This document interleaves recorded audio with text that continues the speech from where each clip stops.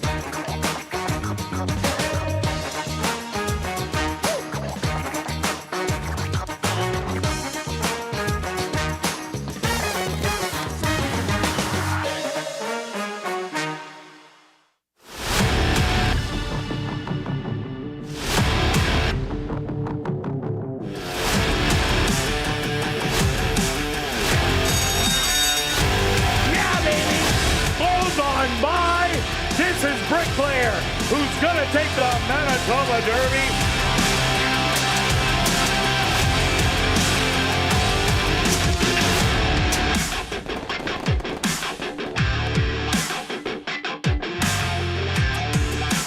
The Manitoba Jockey Club acknowledges that we are on Treaty 1 territory, and the land on which we gather is the traditional territory of the Anishinaabe, Cree, Anisininew, Dakota, Lakota, and Dene peoples, and the national homeland of the Red River Métis. We pay our respects to the First Nations and Métis ancestors of this land. And welcome everybody to ASD Live, brought to you by Manitoba Liquor and Lotteries. Day 13 on the racing calendar. Quick look back at yesterday's racing action. Who was hot?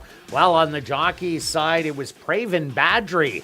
Day at the races. He ended up winning 4 on the card, which vaulted him into the lead with 14 wins, followed by Sven Balrup, Demario Bino, Whitehall with 10, and Rashad Knights with 9 on the trainer side. Steve Ketlin Jr. with 12, Tom Gardepy Jr. and Lise Pruitt with 7, Jared Brown and Michael Nault with 5, but it was Jason Gorno with the big day with 3 wins on the card. Stretch, what did you see on the racetrack? Well, we talked about it just off camera and also about the pace. So interesting that no race went under 24 seconds on the first call and no one under 48 in the second call.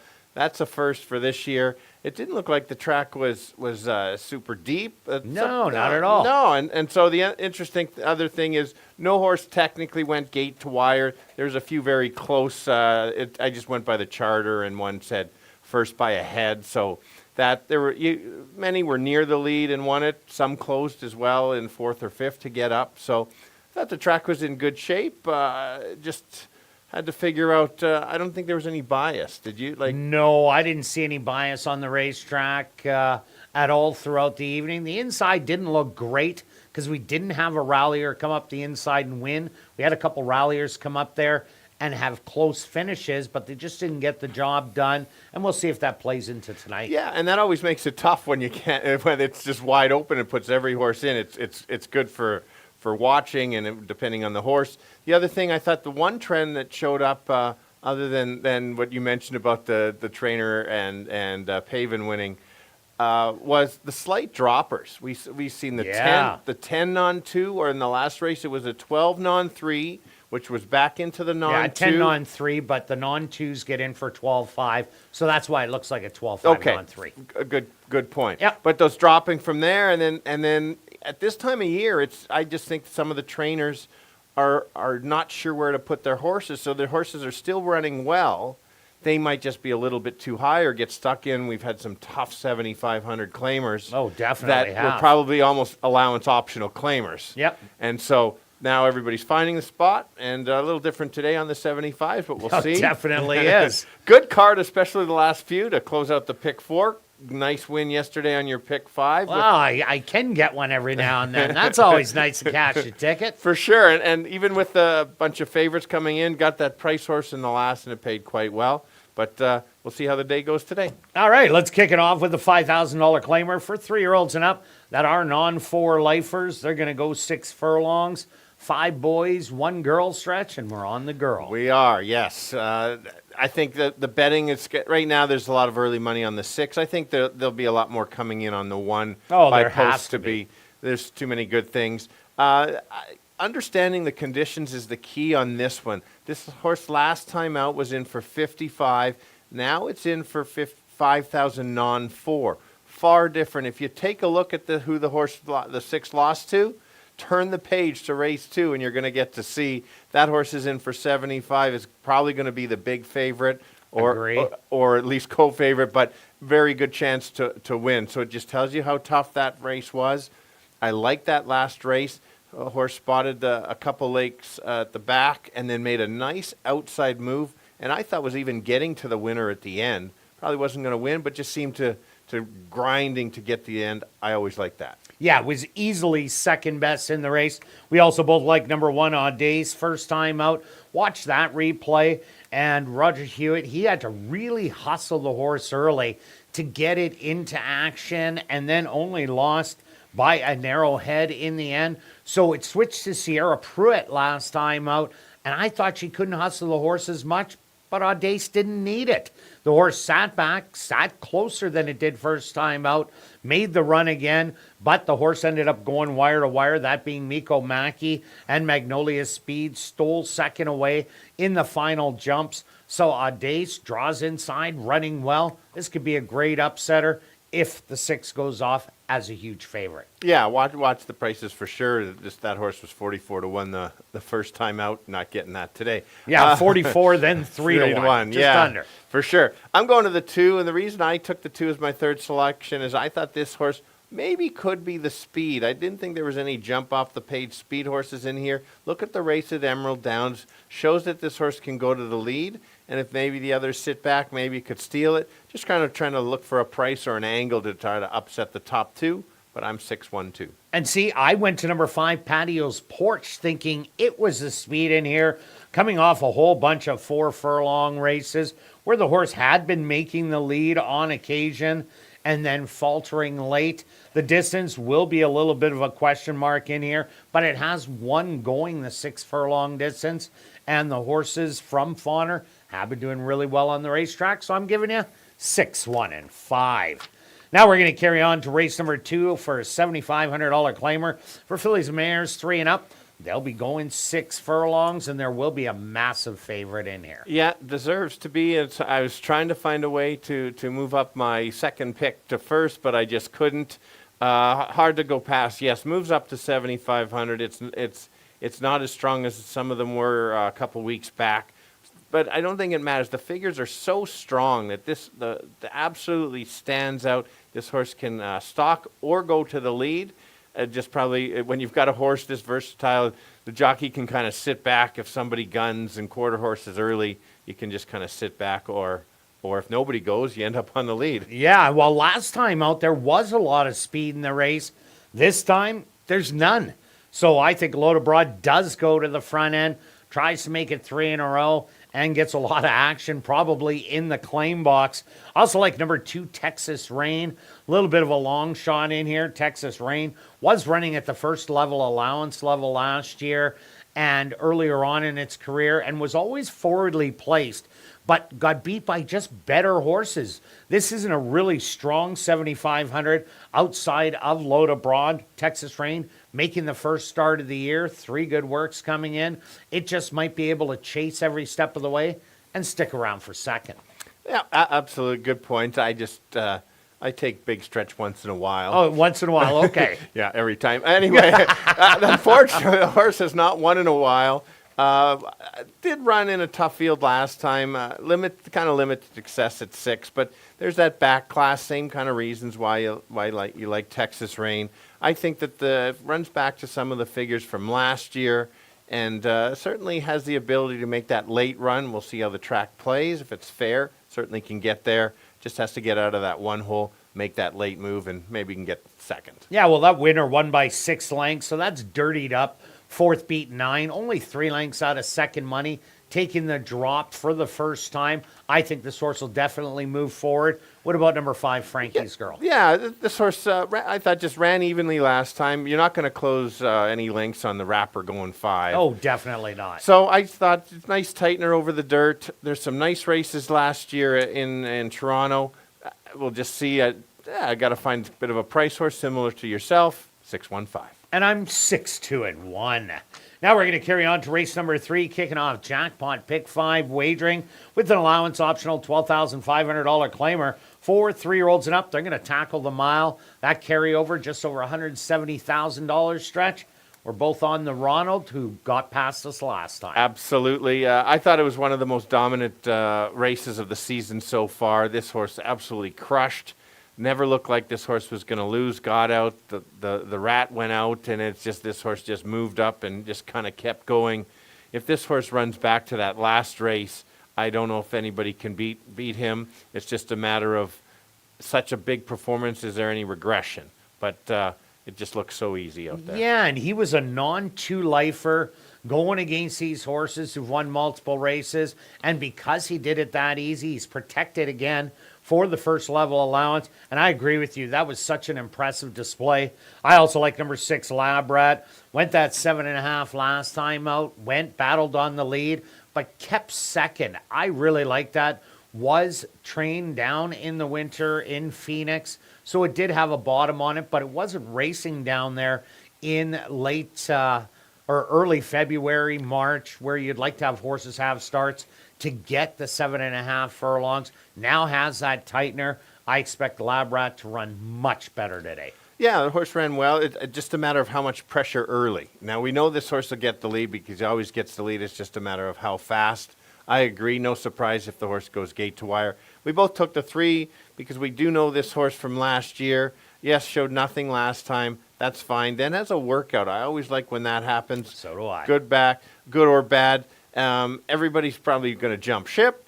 We're not jumping ship. Nope. Just because I've watched this horse and beat me a few times, the figures are there. If there is a duel, maybe, this could be the upset if a few of them go out too quickly. 2-3-6. Yeah, because Willis Chill last year had winter racing under the belt. This year did not, so I think that was a good tightener. I'm 2-6-3.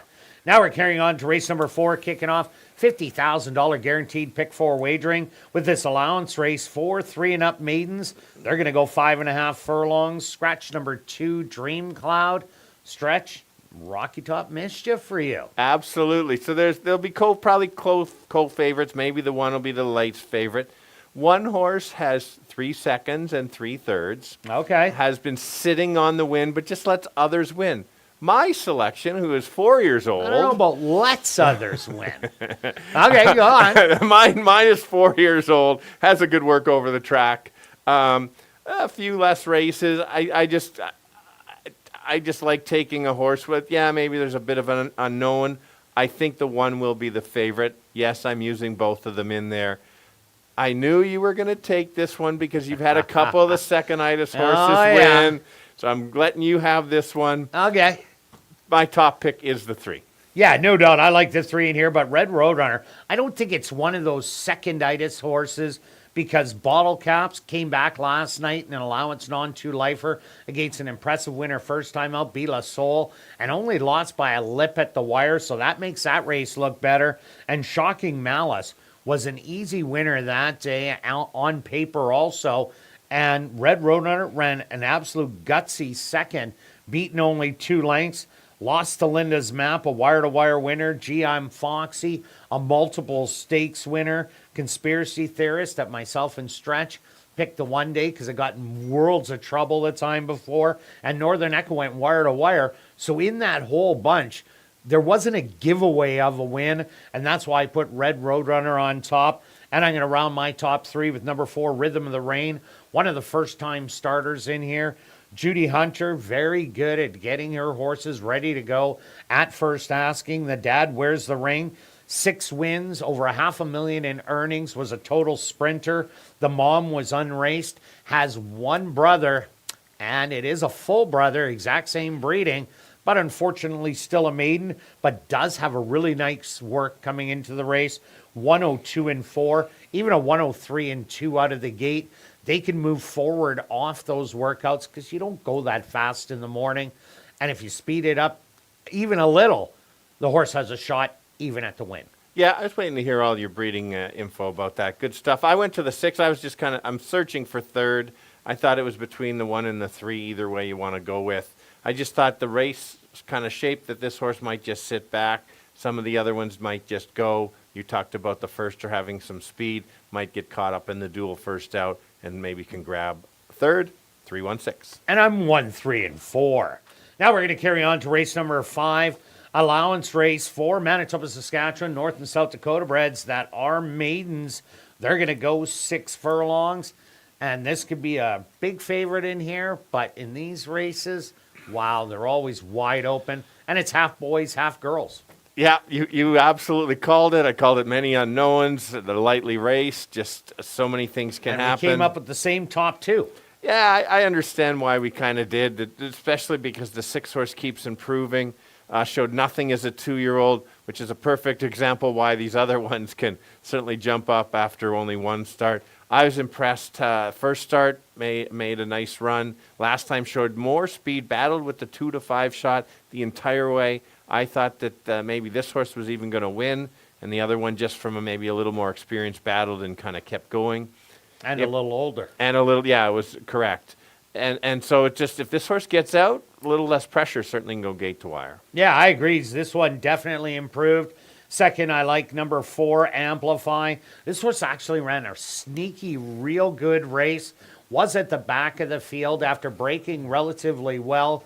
Made a wide move the whole way around the turn. And when you make that wide move around the turn, you're losing lengths and only lost by a length and a half at the end. Now today gets an extra half a furlong. And if that race was 6 furlongs that day, the way Amplify was running, it might have ran past them all in the end. She is definitely a little talented one. And if she can find the inside of the racetrack, I think it'll run so much better. Yeah, absolutely. I went to the great call and everything. I went to the 2 as my 3rd selection. We'll hear about the breeding in a second. Nice workouts. Yeah, nice workout and a 4-year-old. Antonio picks up the mount. He probably seen something maybe in the morning or ridden it, so I'm kind of going on his call a little bit there. I'm 6'4" too, but what about some of the breeding? We're going to talk about these first-time starters. Let's start with Hibernation. The dad, Kentucky Bear, had 1 win. Made $100,000 at a route of ground. The mom Pillow Book was unstarted. This one has 7 brothers and sisters. Out of the half siblings, not exact breeding, we have 3 maidens and unstarted. But out of the full breeding ones, we have a one-time winner of $14,000 unstarted, and another one with 2 wins, an absolute sprinter that has made over $100,000. Number 1, Grey Haven, out of the same sire, Kentucky Bear. The mom, Bear's Princess, was unstarted. This one has 7 siblings. 5 of them are full siblings. And out of the other ones, the non-full siblings, 1 was unstarted. Another one, a 4-time winner of $67,000. Of the full siblings, a maiden, an unstarted, a 4-time winner of $125,000. A 2-time winner of $75,000, a 6-time winner of $215,000. That was a speedball, and all 3 of those last ones all raced at Woodbine. So Grey Havens is interesting. And number 5, Jamila. This horse is out of Nonios, a 3-time winner, $400,000 in earnings from 6 to a mile and a 16th. The mom, Turbo Shaft, 4 wins, $116K, was only a sprinter. Has 1 full sibling that's still a maiden, Mr. Benji. All right. And I think I'm finished talking about it. That's a lot of information. You should probably have the one in there. I like the breeding. Definitely. That is the most interesting one. And in that workout that it went 104 out of the gate, it won that workout by 10 lengths. So when a horse is that far back, you don't have to go any faster. You're racing against yourself, so maybe it could have went quicker. But I'm giving you 6, 4, and 3. Now we're going to carry on to race number 6, a $7,500 claimer. 4 3-year-olds and up. They're going to go 7 furlongs. Classic high five wagering, the carryover. Just under $1,700 stretch. We're both on big ticket. We are. I think it's one of these 7,500. It's in kind of the in-between in here. A couple are moving up. A couple that are dropping or maybe a little bit off, not in their top form, so we'll see. They're going to have to find it.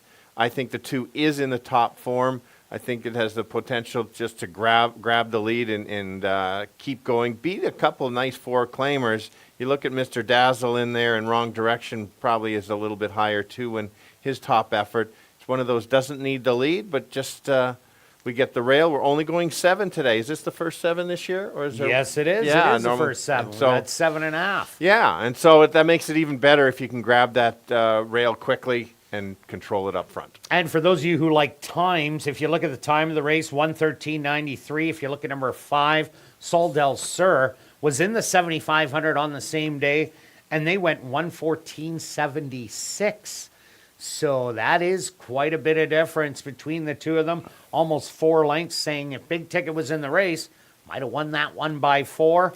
But Sol del Sur is my selection for second in here.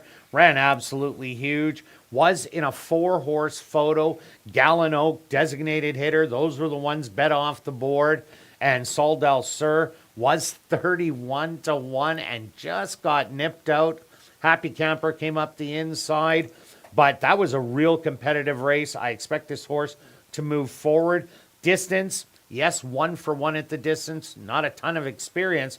But off that last race, hard to leave this one out, even though Stretch did. Stretch did.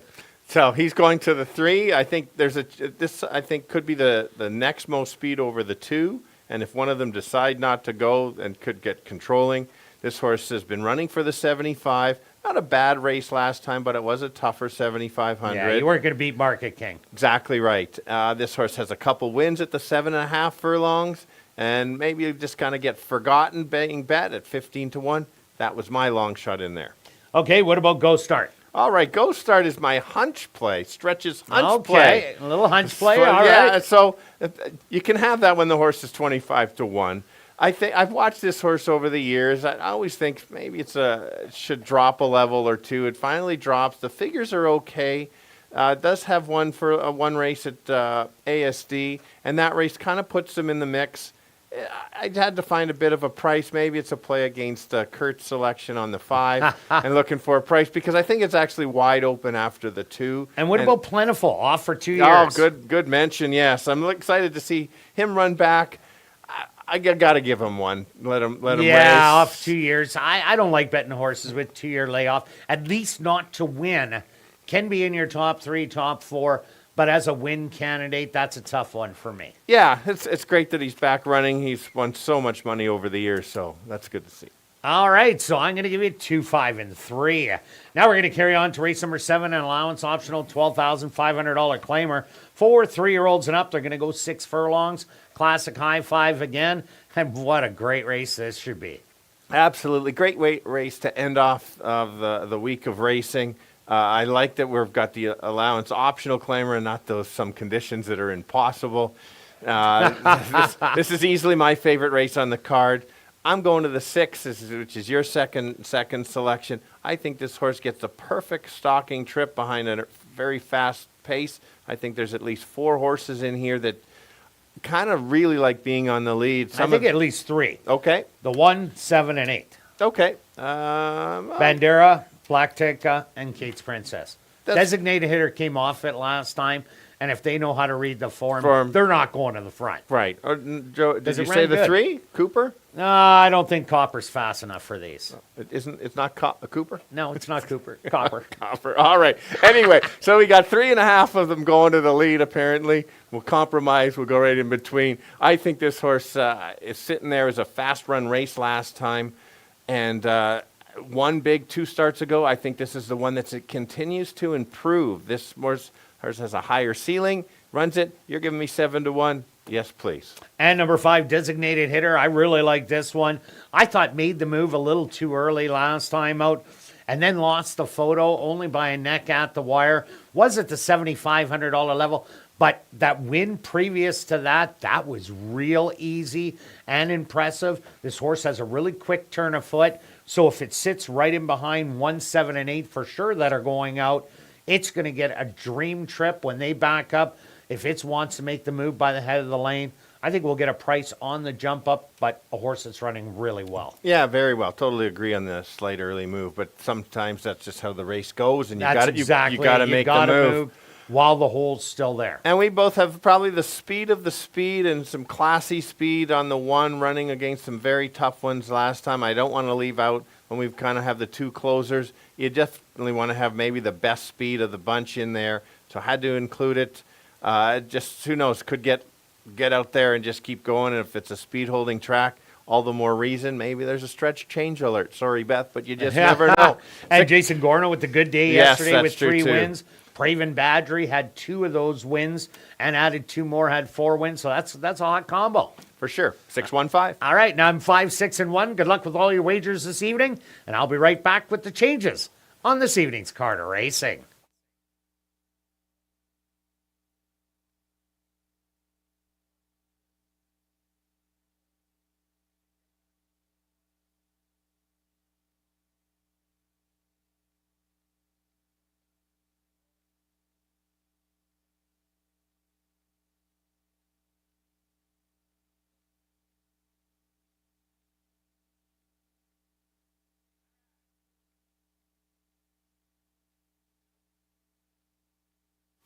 And if everybody can get their pens and programs ready, here are the changes on this evening's 7-race Carter Racing. Turning your programs to race number 1, just a couple overweights. Now turning your programs to race number 2, the Chardonnay Stakes, Megan's 50th. Again, just a couple overweights. Now turning your programs to race number 3, Mare's Flair Race, kicking off Jackpot Pick 5 wagering. The Jackpot Pick 5 carryover, just over $170,000. Now turning your programs to race number 4, kicking off $50,000 guaranteed Pick 4 wagering. Scratch number 2, Dream Cloud. Now turning your programs to race number 5, our VIP Fan of the Night race. There's just some overweights. Now turning your programs to race number 6, our first of 2 classic high 5 races. Scratch the also eligible number 9, the Calabrese Kid. And tonight's classic high 5 has a carryover just under $1,700. Now turning your programs to race number 7, number 9, McKegg. Make the jockey Antonio Whitehall and correct the weight to 122 pounds. And another beautiful evening for racing here in Winnipeg. Okay, Stretch, Well, I caught a big one there. You caught a big one. I Yes, think you that's did. going to be a catch and release, though. Okay. I don't think I want to put that one on my wall. That'll scare the kids, the grandkids, and even the grandkids after that. That's scaring me right now. Under mostly cloudy skies, the temperature 23 degrees Celsius or 73 Fahrenheit. Light wind out of the northwest at 24 kilometers an hour or 15 miles an hour. And the track is listed as fast. A fast racetrack for this evening's 7-race Carter Racing. And we're going to kick it off right here in race number 1 that goes to post in 19 minutes.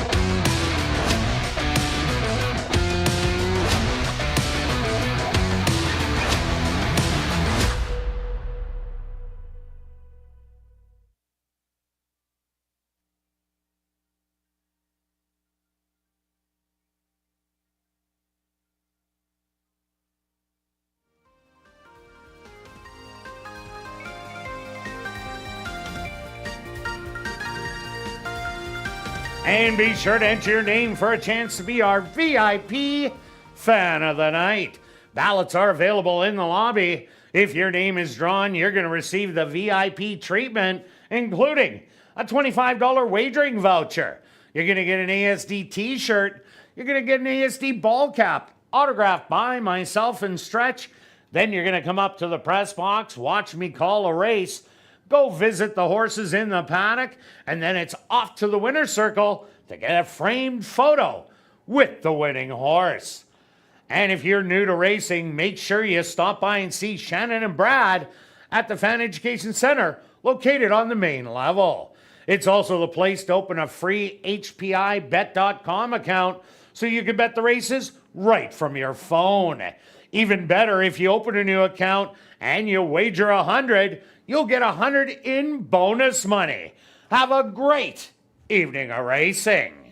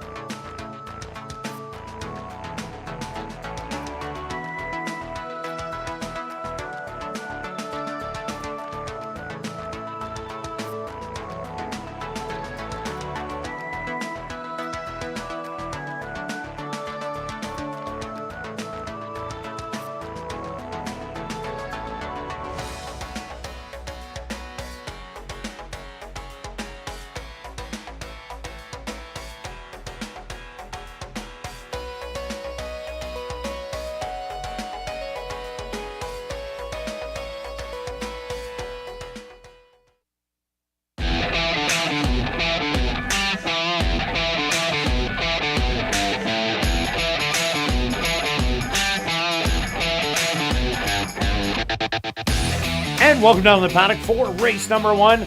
We're kicking off the Wednesday card of racing with a $5,000 claimer for 3-year-olds and up that are non-4 lifers. They're going to go 6 furlong stretch. Big favorite right now on the board at 4-5. Who do you like? Well, I do like the favorite. Jake's on camera today. We've got girls versus the boys, and we've got the 4-year-old filly, which is the 6. She ran against a monster that's running in the next race for 7,500 and looked good. And basically, I just like how this horse ran. First start off from the slow start and circled out wide and then just made up ground. Handily second in that condition. Yes, running against the boys. If doesn't get intimidated by the boys, should be fine. I just liked how she ran so much last time. Yeah, I agree, Stretch. We do have a late scratch just showed to us. Scratch number 2, Olympic Legend. That's a late scratch in this, the first race. Scratch number 2, Olympic Legend. If you wagered on number 2, Olympic Legend, there will be a complete refund. And you got lots of time to change your tickets. If you did have number 2, Olympic Legend, another horse we both like in here, is number 1, Audace. Audace first time out, almost blew up the tote board at 45-1 in the comeback race. Ran great again, but Miko Mackey was loose speed, ended up going wire to wire. Both of us like the second place horse, Magnolia Speed, who just nipped out Audace for second money. This horse is running so good. You're getting 6-1 right now. That just might be the value play. For sure. Let's take a look at the 4. This horse has had a workout since the first time out. Wasn't a great first out, but that's okay. You look back at last year, was in the allowance level. Certainly some figures there. Every reason to improve, especially, and it's on a waiver claiming. And number 5, Patio's Porch. This looks like the speed of the race now. Coming off those 4 furlong races back at Fauner Park. Then it went over to Legacy, showed a little bit of speed again. And if this horse does go to lead and be controlling speed, just might be able to go a long way. For sure. And taking a look at the 3, 7 of 10 in the money, first or second, going the distance. Just hasn't won here at ASD. Certainly belongs at this level, just has to kind of improve. Showed a bit more speed last time. We'll see what this horse decides. Maybe that's the speed. No doubt about it. All right, let's go to our wagers here in race 1, Stretch. What do you have? Well, I'm hoping the price goes up a little bit higher, so I'm just making it easy. 30 win on the 6. And I'm making it easy, too. I'm doing a $20 daily double, 6 and 6. And Show Parlay Wednesday, Stretch. Who do you have? Well, I'll go to the 1. I'm just, Okay. I don't want to go. Trying to get an extra dime. Yeah, I just wanted to go all in on the 6 on the first race, try to get to the next race. I don't have a problem doing that. I'll take the 6. East Coast Cowgirl, good luck with all your wagers here in race 1. We'll see you back for race 2.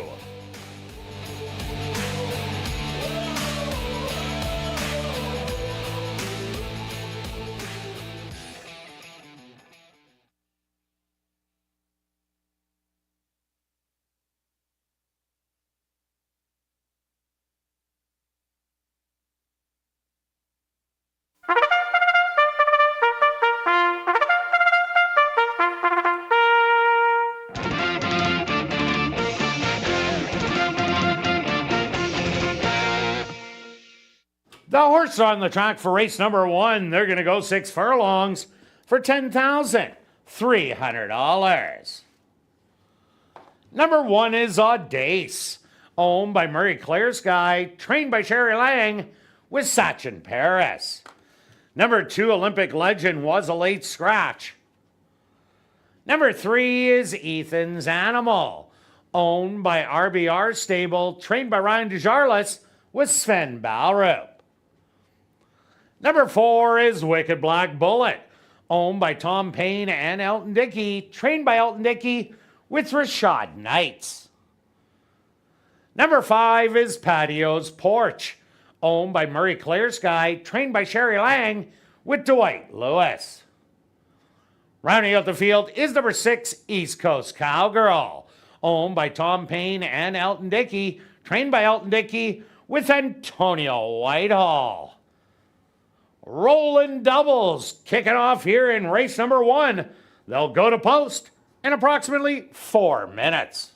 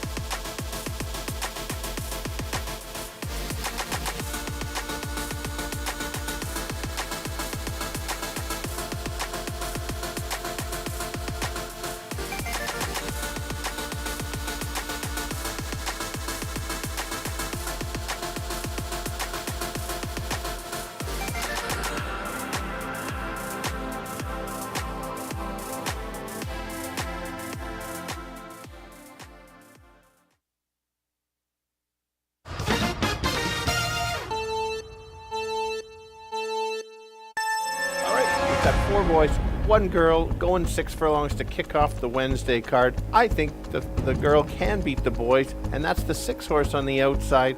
She ran a big race last time on her first start in 2025. Lost to a very good horse. Similar race, better trip. I think she wins going away. Not very good value. Maybe they'll start betting the other ones, but that's my top selection. Who could beat her? That would be the 1 at 3-1. A couple very good races over at the Downs. Came from Fawner Park. Certainly can sit close and try to make a late run and go from there. So I'm 6-1. Kirt? Yeah, Stretch, I'm with you on number 6, East Coast Cowgirl. Ran in open company. Now goes into the condition on for life. Goes against the boys. But just the way she ran last time out, she is the one to beat. I agree with number 1, Audace. Ran huge first time out. Ran big second time out. Couldn't beat the wire-to-wire winner. And the rallier Magnolia Speed, who was also well bet in the race, ended up running second. So big chances there at 3-1, and rounding it out with number 5, Patio's Porch. Brings speed from Fawner Park and Legacy Downs, both in Nebraska. If this horse hits the front end, it just might go a long way. I'm going to give you 6, 1, and 5. Good luck here in race number 1.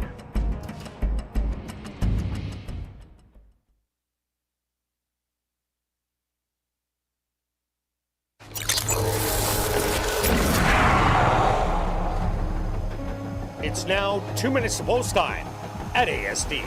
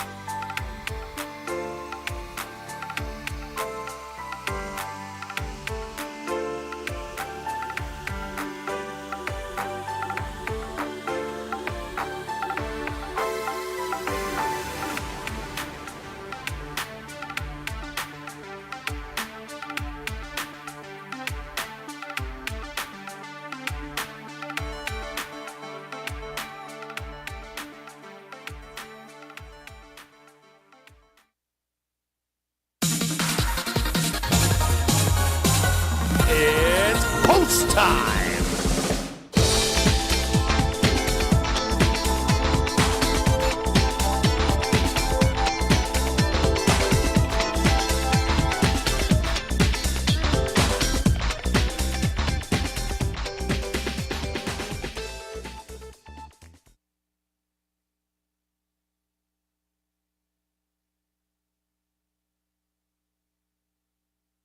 Audace, the first one to find its spot in the starting gate. Ethan's Animal now moving in. Here comes Wicked Black Bullet from the middle. Just 2 left to load. Patio's Porch.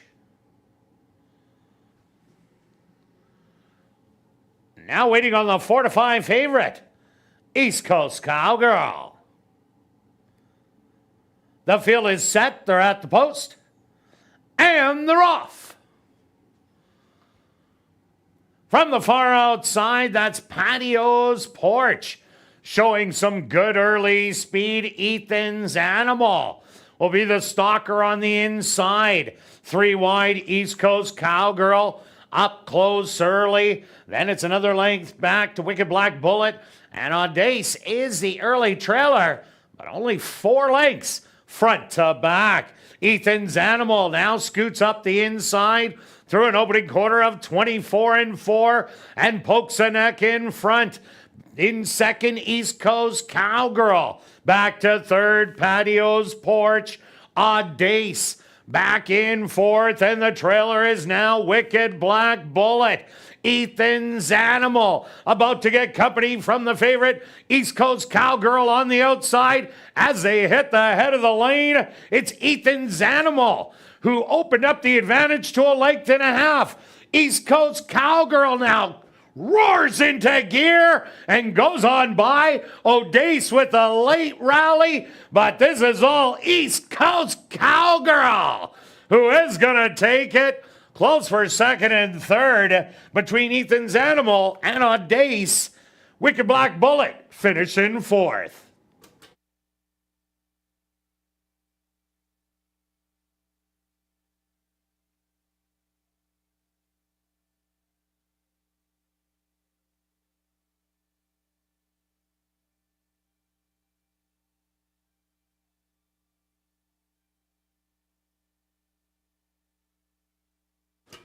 The Stewards upholster number 6, East Coast Cowgirl. As your race winner, a photograph has been called to determine the place and show positions. They went the opening quarter 24-4, the half 48-3, 5 furlongs 101-4. Time for the 6 furlongs 115-2.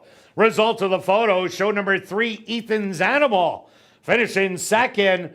Third goes to number 1, Audace, and fourth to number 4, Wicked Black Bullet.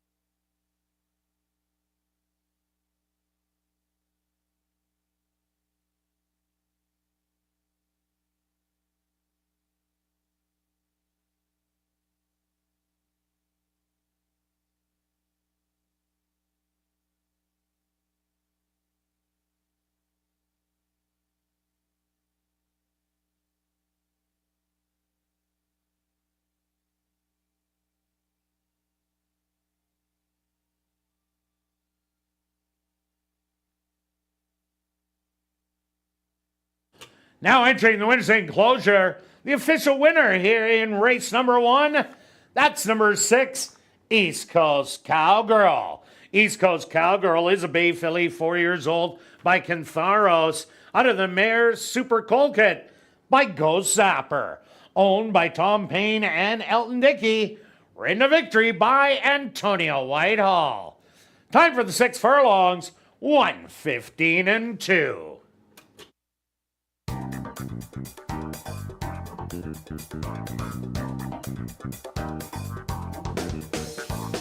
Race 1 is official in the upcoming second race. The Chardonnay Stakes, Megan's 50th. There are no changes. Rolling doubles carrying on here in race number 2. They'll go to post in 15 minutes.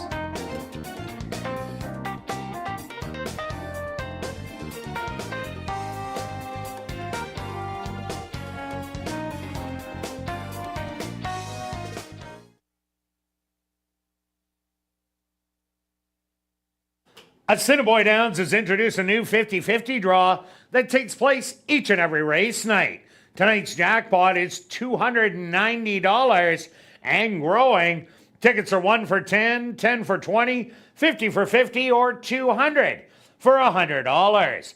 You can purchase your tickets at Guest Services, the VLT Cashier's Cage, the designated roaming 50-50 ticket seller, or you can just go online at 5050.asdowns.com. The draw will take place at 10 p.m. tonight, and proceeds do benefit Final Furlong and the Winners Foundation. And take note that you do not have to be in attendance to win. You just have to check our website at asdowns.com for the winning number. Also, don't forget to check out our 140 VLTs in our spacious Club West Gaming Lounge, located on the second level of the grandstand and open daily from 10 a.m. to 1 a.m. And tonight and every race night, we will be drawing for $500 in cash at 11:30 p.m. during Crazy Hour in the VLT Lounge, and it's absolutely free to enter.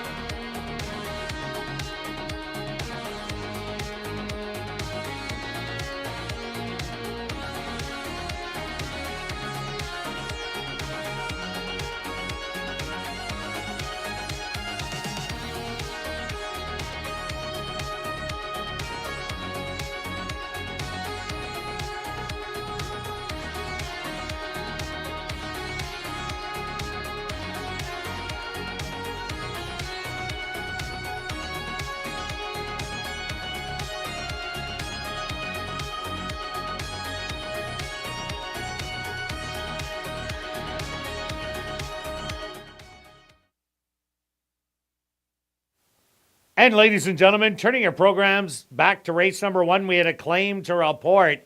Claim for $5,000 was number 1, Audace, claimed by A-Team Farms trainer Andre Ellis.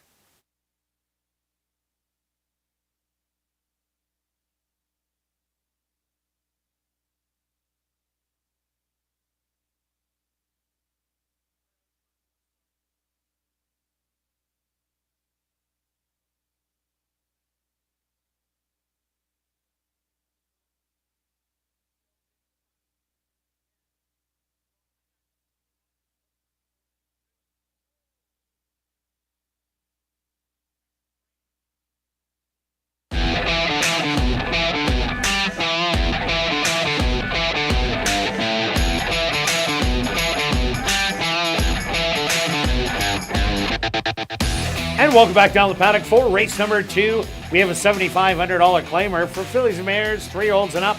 They're going to go 6 furlongs. Quick look back at race number 1. Well stretched, the girl against the boys. She looked like the winner at the head of the lane, drawing off on Ethan's Animal in the end and looking as good as she did first time out. Absolutely, yeah. She'll be moving up in class for sure. Ethan's Animal ran a nice race. Excellent race. Yeah, very game to hang on to second. Here we go. We got expect another big favorite in here on the 6. Both of our top selections has won back-to-back races this year. Won 6 of 10 last year. But just how impressive this horse looked, especially that last race, just got pulled to the lead and just kept going. And I see similar happening because I don't see a lot, like this horse doesn't need the lead, but there's not a lot of speed in here. Well, that's exactly it. And last time there was a lot of speed in the race, but Loda Broad said, I'm the best. I'm just going to go to the front, put away all the speed, and last to the wire, beating East Coast Cowgirl, who we just seen win. So Loda Broad definitely is the one to beat. I also went to number 2, Texas Rain. 3 workouts coming in. The last 2 are the best ones. This horse used to be a first-level allowance, running in the stakes races and running well when the horse sprinted. 4th to Mechanic Susie, 4th to Eagle Express and Dixie Mo, Reasonably Lovely, Spittin' Kitten, Burrow Down, Damn the Torpedoes. There is a lot of good horses in there. Ran against the boys at the end of the year and wasn't disgraced. But I think Texas Rain is a better sprinter and getting good odds at 5-1. Yeah, well spotted for sure. Well, I've got to take Big Stretch. Well, of course you do. First start out, ran against a couple of tougher ones. Sat back, which she usually does, and tries to make a late run. Sometimes she sits a little too far back and just teases you by making that late run and not getting there. If suddenly a few of them go to the lead, each of them thinking that there's no speed, and they all go, maybe they go a little quick, sets it up for a big stretch at the end. Yeah, no doubt about it. Also look at number 3, Ropers and Wranglers. This horse was running in the allowance optional claimers at Turf Paradise, running on the turf most of the time, usually running better going around the ground, but did have that race at Emerald Downs where the horse was in an allowance optional 40,000 claimer. That was a great race. If Ropers and Wranglers runs back to that last race, this could be a little bit of an upsetter in here. And my upset is the 5. Basically an even effort. Yes, there was only 4 horses, but ran against Half in the Wrapper. You don't beat Half in the Wrapper going 5. You look back at the Woodbine races, yes, on Polly, but this horse does have some talent and the figures, and maybe just getting that second start over the dirt's going to help her out a little bit. Certainly can be somewhere in maybe the top 3. And number 4, Philly Fatale, did lose to Loda Broad first time in a four-horse field, but didn't lose second. If you look at that, Loda Broad won easily by 6 3/4, was only a half a length out of second in there. This horse likes to go farther, gets an extra furlong off that last race. I like her better going 7/8 or more, but she does fit in the race. Let's go to our wagers here in race 2, Stretch. What do you have? Building the bankroll, Kirt. Building All right. 40 place on Stretch. Stretch is betting 40 place on Big Stretch. All right, and I'm going after the tractor. I'm going to take the 6 on top with the 2 for second and 1-3-5 for third. A $1 ticket is only $3. I'm doing a $5 one for 15 and show parlay. We're still alive. Yes, What do you have? I built mine a little bit more. Yeah, 20, you did. 24 show on 1. And I got 21 to show on number 2, Texas Rain. Good luck with all your wagers here in race 2. We'll see you back for race 3. Kicking off jackpot pick 5 wagering.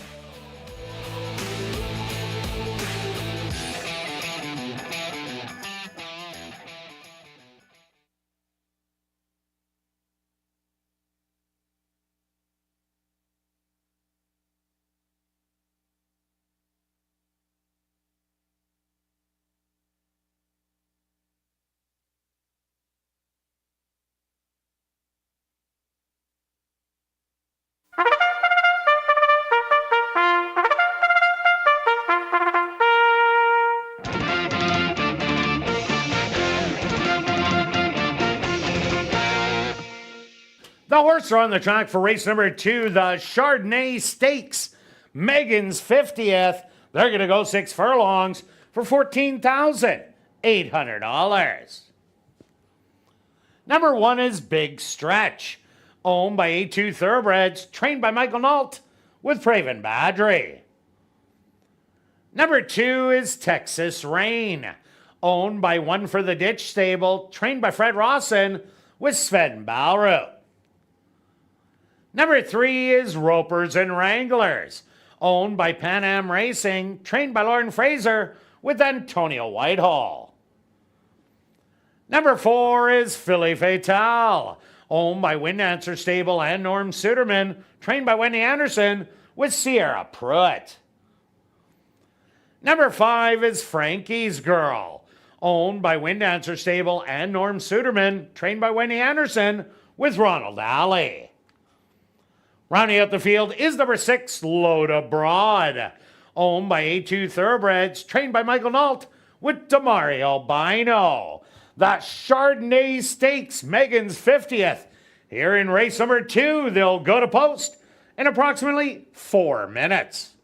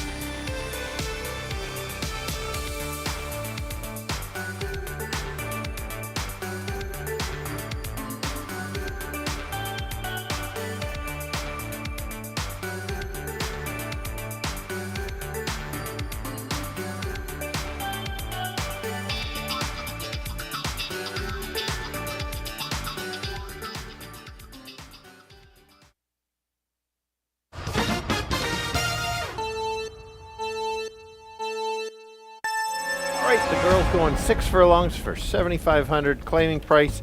The 6 is going to be the big favorite. It's just a matter of can she three-peat in there. She looks so good that there's no reason she shouldn't. She can go to the lead. She can come off the pace. It's just a matter of somebody else is going to have to step up to beat her. Who's possible for that? That could be the one along the rail, getting 4-1, not bad value. She will be sitting at the back of the pack and try to make a late run and try to catch the leaders late. It's just a matter of if she has enough time. Somebody else to consider in there would be the 5. Has some back class back in Woodbine. Bit of an upset there, but let's go 6, 1, and 5. Kirt? Yeah, Stretch, I'm with you on number 6, Load Abroad. She can win it on the front, just off of it, whatever she wants to do. Looked impressive in the last 2 starts. We've seen the second place finisher come back and win race number 1. So Load Abroad, not a lot of speed in here. I think it's going to be forwardly placed. I also like number 2, Texas Rain, along with the 1. They used to run in the stakes caliber and Knock on the Door. Drops down to this 7,500, is well suited, and Texas Rain has early speed, so I think it'll be in contention. And the 1 Big Stretch, while also coming out of the stakes from last year, but this one doesn't have any early speed, will be a late rallier, so I'm going to give you 6, 2, and 1. Good luck here in race number 2.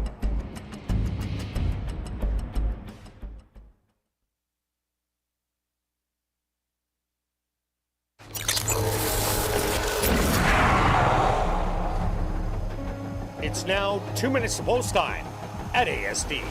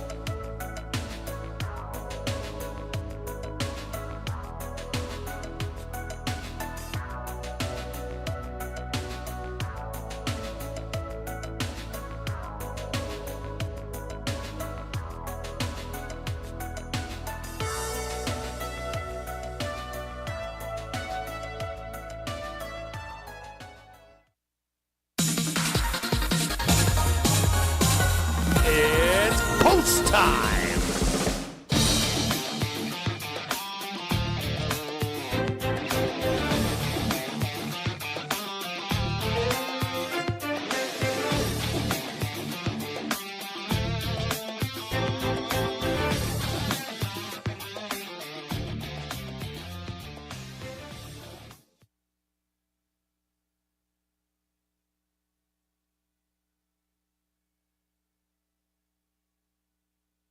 Big Stretch leads the fillies and mares into the starting 8.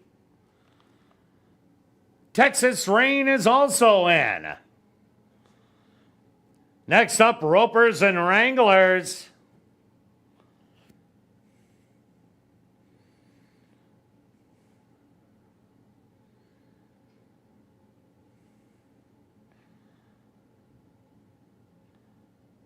Filly Fatale goes in. Just 2 left to load. Frankie's Girl. And now just waiting on the 3 to 5 favorite. On the outside, Load Abroad. They're all set. They're at the post. And they're off. From the middle of the track, that's Filly Fatale. Showing a little bit of early speed with Load Abroad. Tightly restrained on the outside, also up front early. A gap of 3 lengths back to Ropers and Wranglers.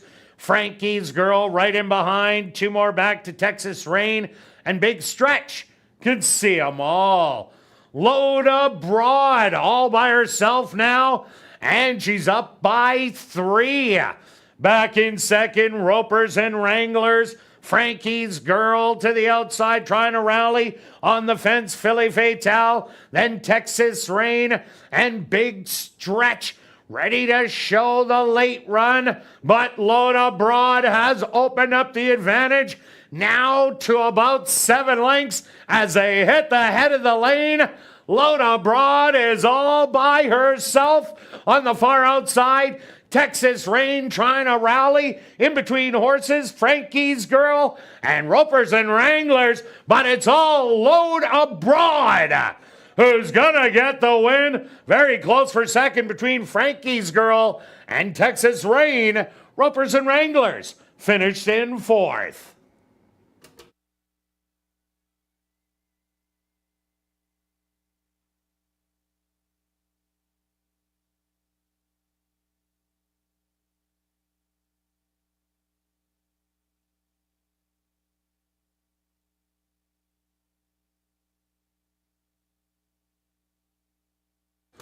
The Stewarts are posted number 6, Load Abroad. As your race winner, a photograph has been called to determine the place and show positions.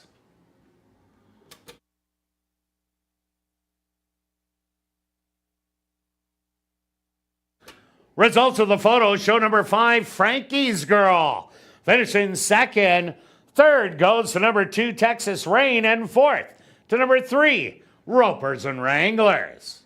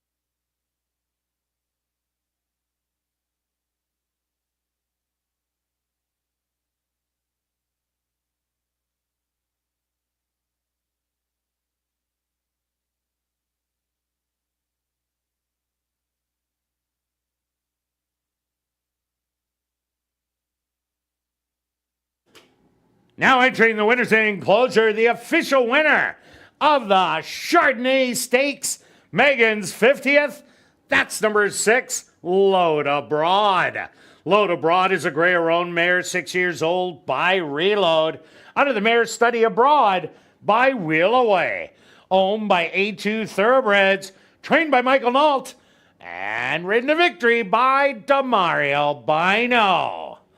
Load Abroad, 3 in a row to start off 2025.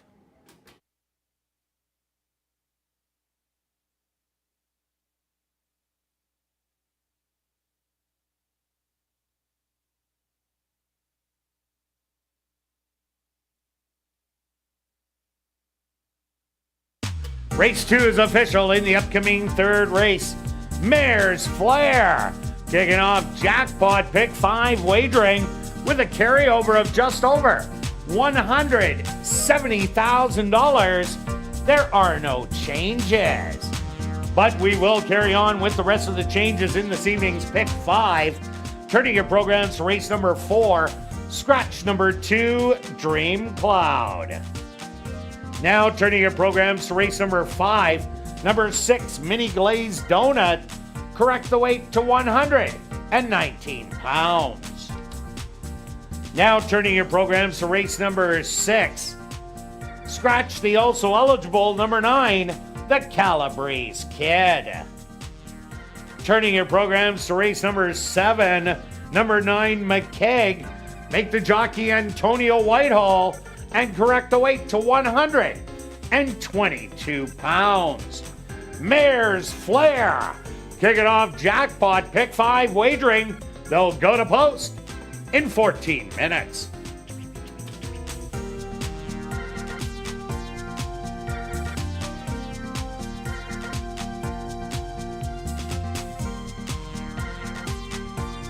Don't forget to explore the 140 VLTs in our Club West Gaming Lounge, located on the second level of the grandstand and open daily from 10 a.m. to 1 a.m. And remember, we have a $500 Crazy Hour free cash draw that will take place at 11:30 p.m. each and every race night.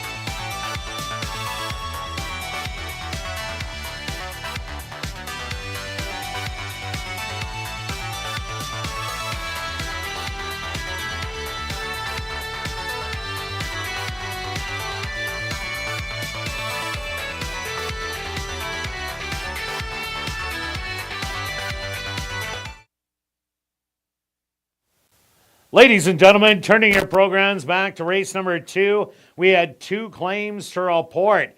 First off, claim for $7,500 was number 1, Big Stretch, claimed by Sons of the Lane, trainer Lise Pruitt.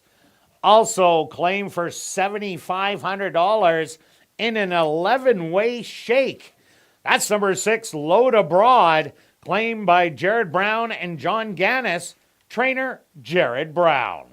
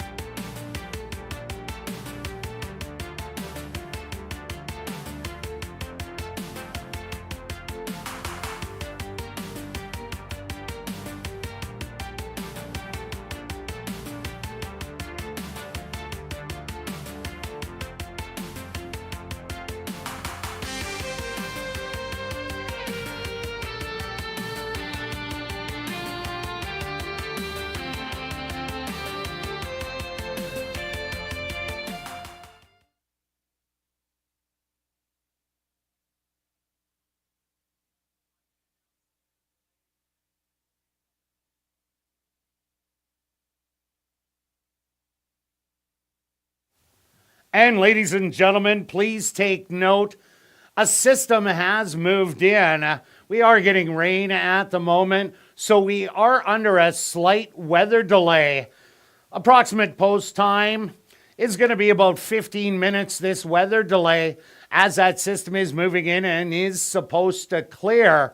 So we do have a slight weather delay into the running of race number 3.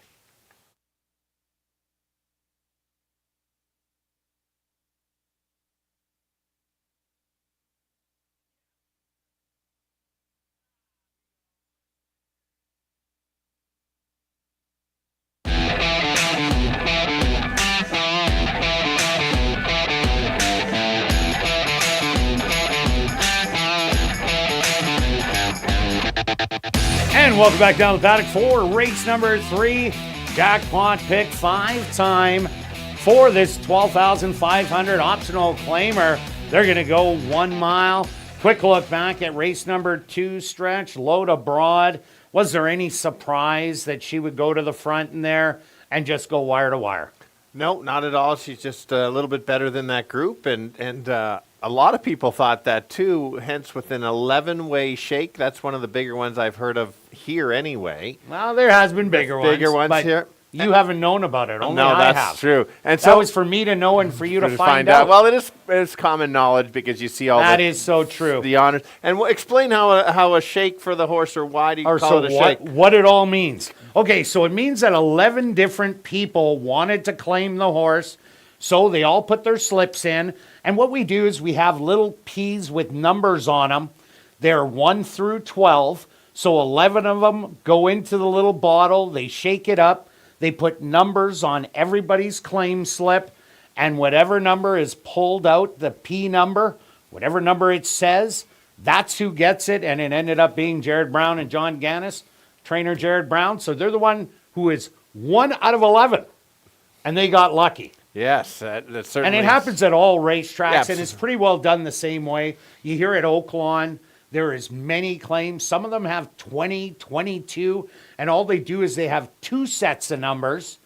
They pull 1 out of one side, 1 out of the other side, and then it's a head-to-head, 2 people, one of them gets it, one of them cries.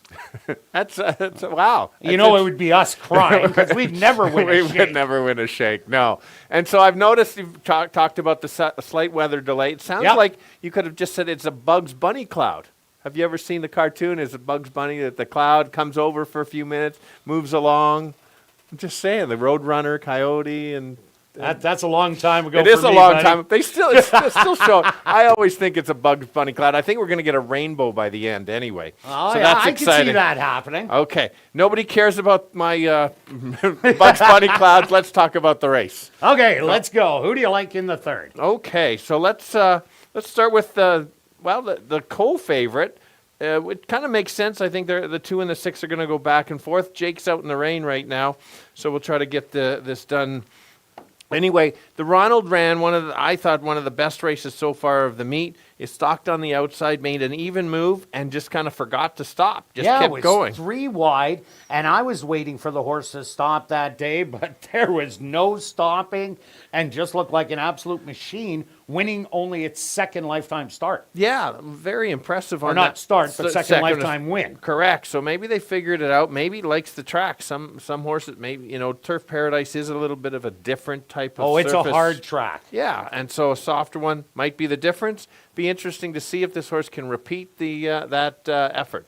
And number 6, Lab Rat, did go off as a less than even money favorite. Last time out, showed speed, but the Ronald ended up being the best in the end. But the Ronald did have winter racing under the belt. Lab Rat, its last race was January 22nd. So I don't know, you lose a lot of fitness when you're off that many months in between. So that was the tightener for Lab Rat. I expect this horse to move forward. Demario Bino just won race number 2. So there's a lot to like about Lab Rat. Yeah, and every reason for that to improve, as you mentioned, because this wasn't the best lifetime race of the 6, where the horses run better races in the past, so that gap could close a little bit, hence why the public is kind of back and forth. Both of our top 3 horses, the 3-horse Willis Chill, ran some big efforts last year, came from Golden Gate, and then a slight layoff, and then won first asking, going 7 furlongs, and then again.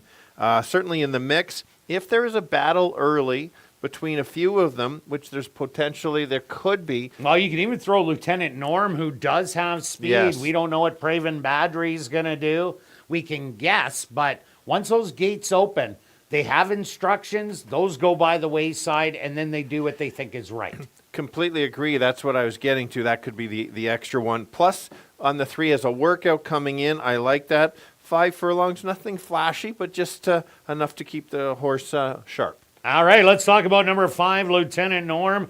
Ran a big race 2 outs ago, lost to Tiz Lord in the comeback race.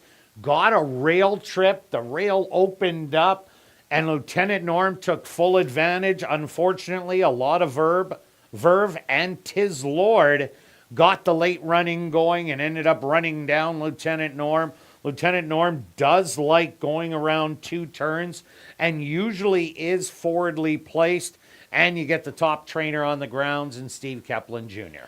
Yeah, and let's take a look at the 1. Did lose to a couple of them, the 2 and 6 in here. Then had a race just over a week ago, or 2 weeks ago, sorry. Was going 5.5 furlongs in another very fast run race. Only lost by 2.5 lengths. I'm waiting actually for Peso. Peso. Thank you. Peso. I don't know. You haven't been to Mexico? I have. I just don't have any pesos with me. Anyway. Oh, okay. Good point there. A solid effort. And so that's not a disappointing race at all. So they're right there. This horse could be another one that could upset the top 2, or at least be there. Certainly belongs in this race. Oh, no doubt about that. Also, look at number 4, Happy Camper. Ran at the $7,500 level. Ran a good third behind Del Vecchio, designated hitter. And then the comeback race was able to wear down designated hitter once again in that last start and won the 4-way photo. And that was a tough 7,500. So Happy Camper does like going a route of ground. Will be right behind, I think, the Ronald, Lab Rat, Lieutenant Norm, probably within 4 lengths of those horses. So a duplicate effort, not out of the question. For sure. And that, like you mentioned, this horse I think is better going long, and it already won going short. So that's big there. So all right, let's go to our wagers. We're still under a slight rain delay. Not much time left in that, but let's go to some tickets here. Stretch, what do you have? That's too bad. I would have had time for multiple tickets here, but I've only got the one ticket today. We've got 2, 3, and 6. Okay. This ticket that I've got has a shot. That's why I played this ticket. 2, 3, 6 with 1, 3, with 2, 4, and 6, with 2, 3, and 4. Interesting that you've got 2 other different long shots. Yeah. And I've got 1, 5, and 6 in the last, spending $32.40. Yeah, well, I got it yesterday, and it paid a little bit. I only paid $125, but it's better in my account than not. So I'm going to take 2 and 6 in here. Then I'm going to take 1, 3, and 4. Then I'm going to hit the all button. Then 2, 5, and 6, and round out with 5 and 6. That is $57.60. Good luck with all your wagers. Oh, don't you? You should be bragging. Oh, that's right. I'm alive in the show parlay. I'm not used to this. That's fair. Yes, that's why I'm usually running down to the car, and with this delay, I would have had lots of time. I could have got a hot dog too. I had lots of time to get my car changed. Oh, you did? Well, let's start off with you then. Car change. I'm taking a shot here. Bit of a longer one on the 3. All right, I got to go with number 2, the Ronald. I'm just going to try and coast through this leg. Hopefully the Ronald does it for you, for me. Good luck with all your wagers here in race number 3, and we'll see you back for race 4, kicking off $50,000 guaranteed. Pick 4 wagering.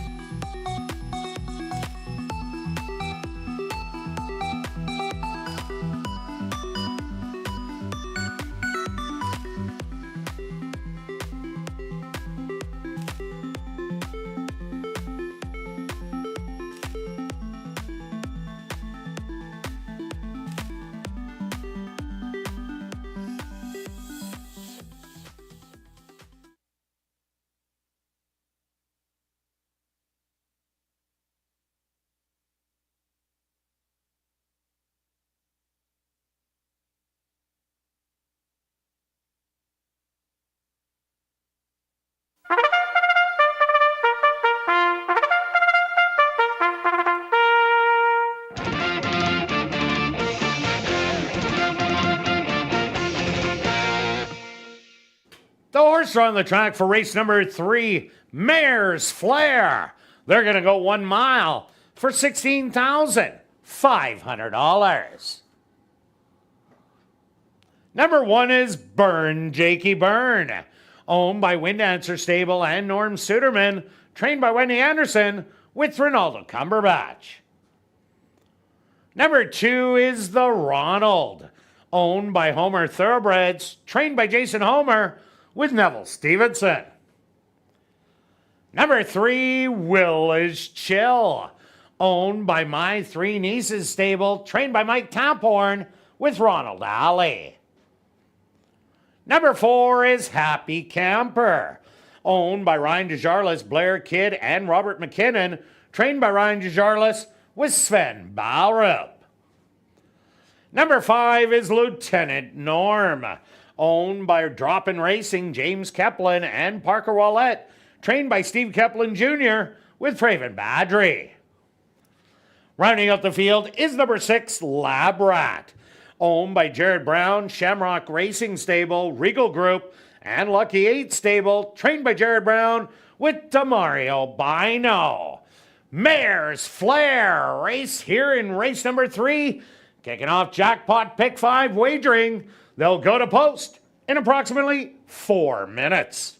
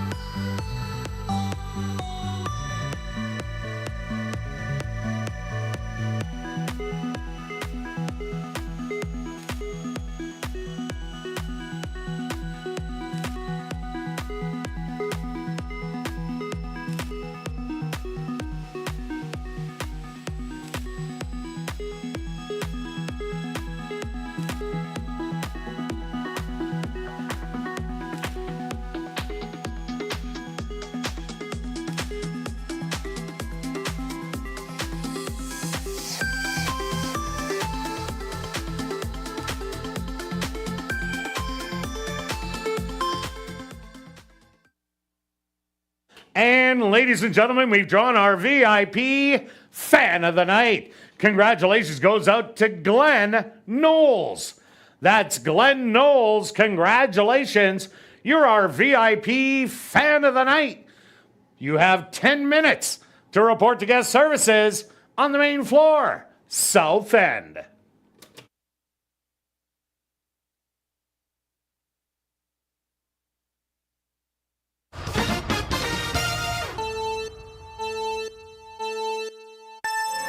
All right, the boys going a mile. Very competitive race. It's cleared up. Looks good out there. Let's start with the 2-horse, the Ronald. Won big against some of these last time out. One of top lifetime performances. Looked good doing it. Can he repeat? If he does, certainly can win it. Who do they have to catch? That's the 6, Lab Rat. Likes to show the speed and just kind of keeps going. We'll see. He should improve. The one that'll sit back at the pack and try to make that late run will be the 3. Just kind of chills at the back, makes that late run. That would make it pay. Let's go 2, 3, and 6. Yeah, Stretch, I'm with you on number 2, the Ronald. Looked absolutely dynamite, took over. with about a quarter of a mile to go, and it was never in doubt after that as it easily cruised to victory. A duplicate effort. It's going to be tough to beat the two, but I also like number 6, Lab Rat. I think he really needed that start under the belt. First time out going 7.5. Now gets to go the mile with that under the belt. Will show speed in here, so definitely a big chance. And I like number 3, Will Is Chill, who will be a late rallier in here. Had winter racing under the belt last year. This year, had to do it all on his own and ran a little flat first time out. Expect a better effort. I'm 2, 6, and 3. Good luck here in race number 3.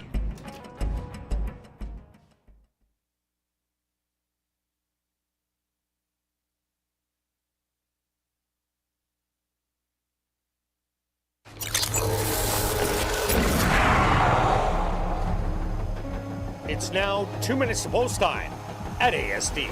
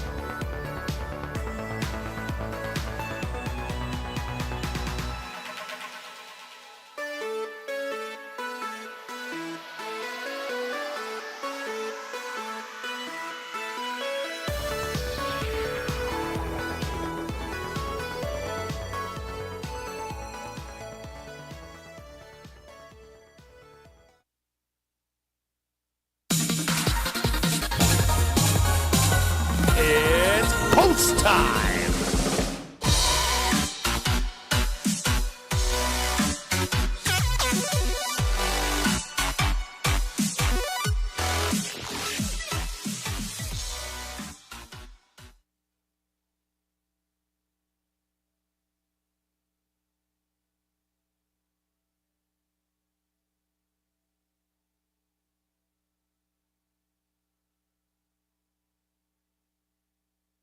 The front gates are open for number 2, the Ronald, who is a slight favorite.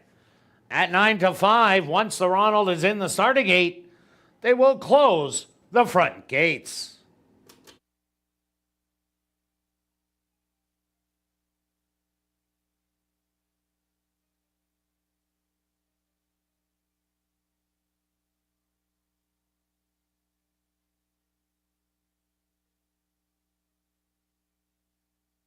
The Ronald is now in. Next up, Burn, Jakey Burn. Will Is Chill ready to go in next.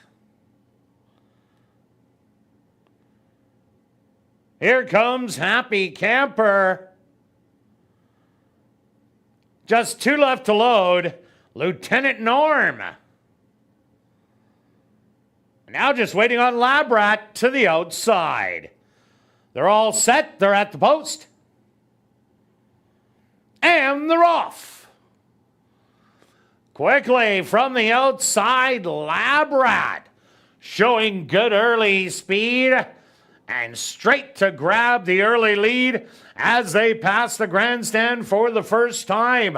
The Ronald getting dragged up to be a part of the lead in second. Burn, Jakey Burn, back to third. Then it's Happy Camper. Will Is Chill. And Lieutenant Norm is the early trailer. About 6 lengths front to back through an opening quarter in a rather quick 24 and 4. Labrat still with the lead by 3/4 of a length to Ronald to the outside. A gap of 5 lengths back to Byrne, Jakey Byrne, 3 more to Happy Camper.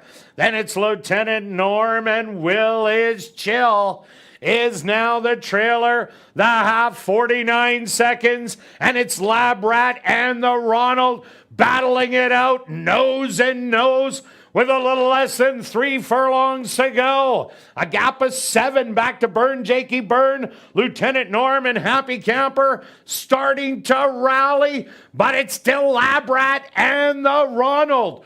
3/4, 114 and 1. They hit the head of the lane. It's a slugfest on the front end, and now the Ronald takes over. Labrat back to second. Happy Camper making a belated rally. 16th of a mile to go, and the Ronald will take it by 3.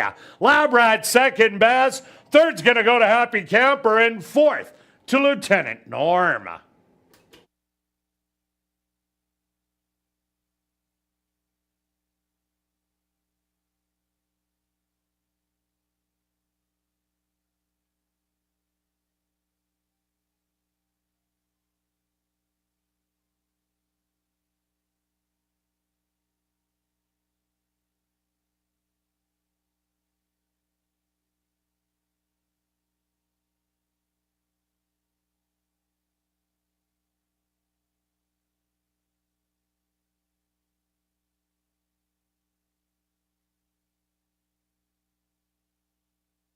The Stewarts are posted number 2, the Ronald, as your race winner.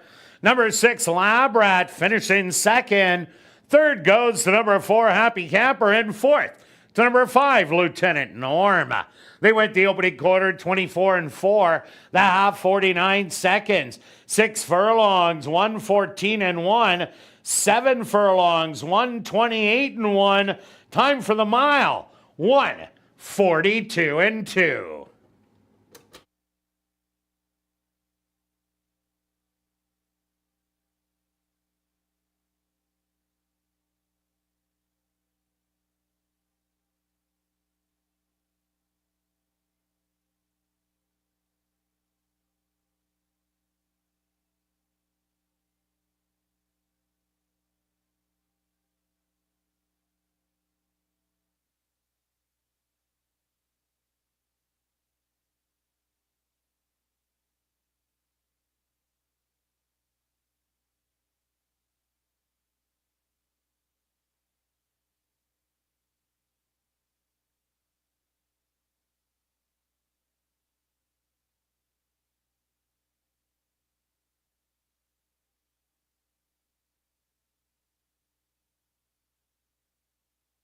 Now entering the winner's enclosure, the official winner of Mayor's Flair Race.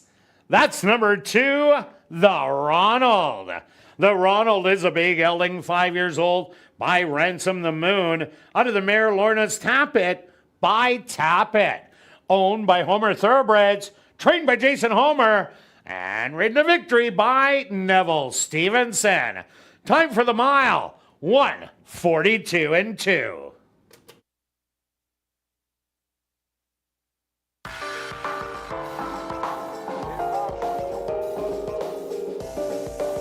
Race 3 is official in the upcoming 4th race.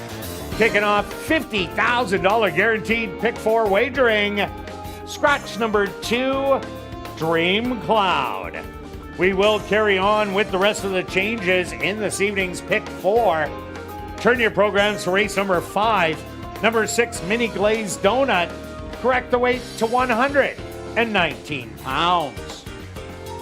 Now turning your programs to race number 6. Scratch number 9, the Calabrese Kid. Turning your programs to race number 7, number 9, McKeag. Make the jockey Antonio Whitehall and correct the weight to 122 pounds. $50,000 guaranteed pick 4 wagering starts right here in race number 4, and they'll go to post in 15 minutes.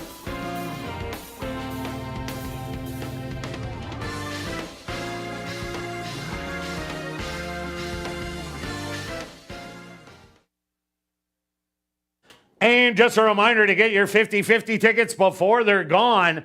The jackpot is currently at $910 and still growing.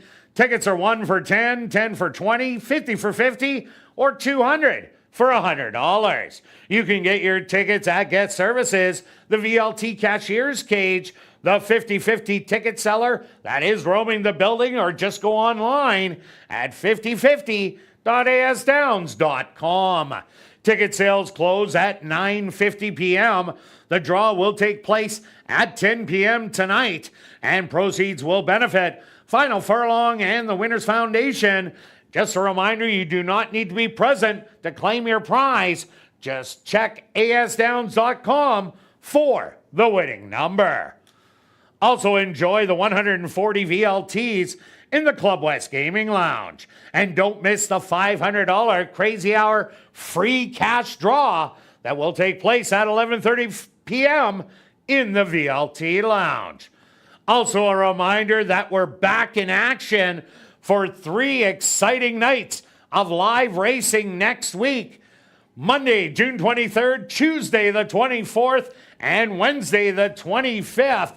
Post time each night, 7:30 p.m. Mark your calendars and join us for the thrill of 3 live race nights next week.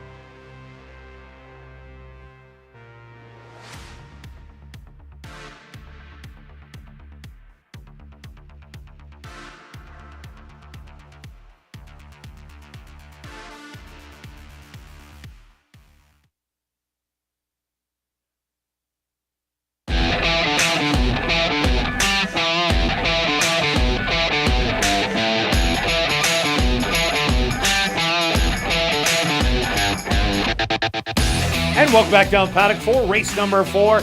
Kicking off $50,000 guaranteed pick 4 wagering with an allowance race for 3 and up maidens. They're going to go 5.5 furlongs. Scratch number 2, Dream Cloud. Quick look back at race number 3. Well, the rematch between Labrat and the Ronald.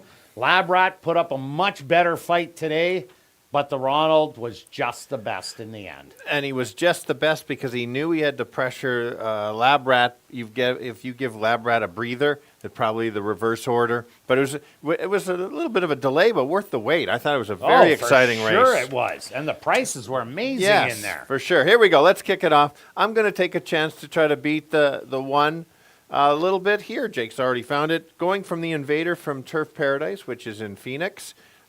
Couple starts, a couple key things. One, this one's a 4-year-old running against the younger. This time of year, it's always a bit of an advantage until maybe August-ish.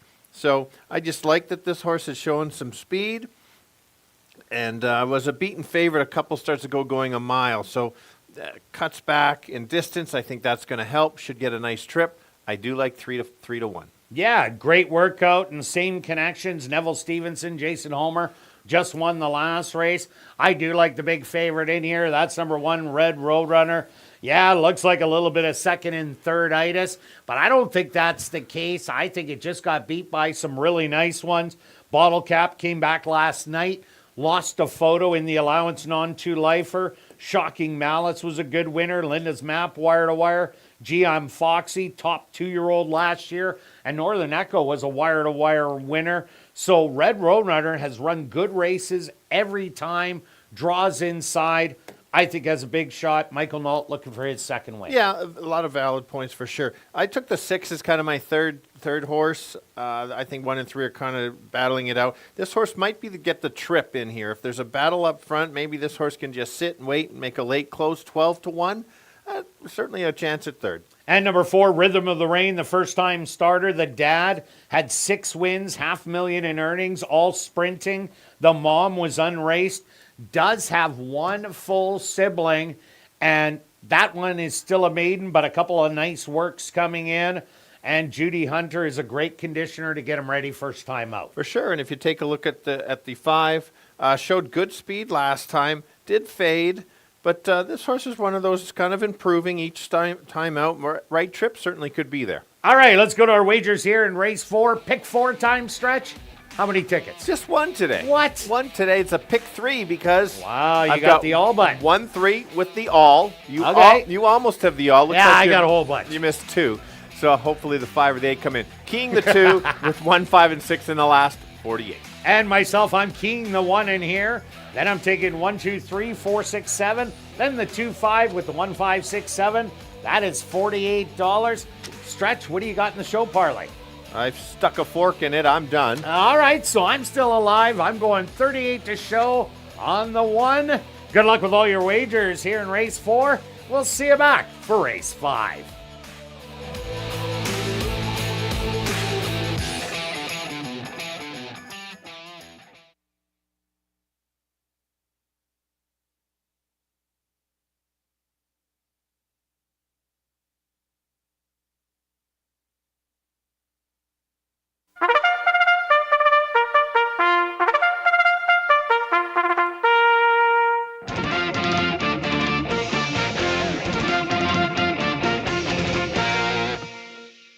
The horse on the track for race number 4, they're going to go 5.5 furlongs for $20,000. Number 1 is Red Roadrunner, owned by A2 Thoroughbreds, trained by Michael Nault with Demario Bino. Number 2, Dream Cloud, was scratched. Number 3 is Rocky Top Mischief, owned by Homer Thoroughbreds, trained by Jason Homer with Neville Stevenson. Number 4 is Rhythm of the Rain, owned by Dark Cloud Racing, trained by Judy Hunter with Ronaldo Cumberbatch. The 5 is War is Hell, owned by Homer Thoroughbreds, trained by Jason Homer with Sierra Pruitt. Rounding out the field is number 6, Counter Command, owned by Ralph Jessiak, trained by Elton Dickey with Roger Hewitt. $50,000 guaranteed pick 4 wagering starts right here in race 4. They'll go to post in approximately 4 minutes.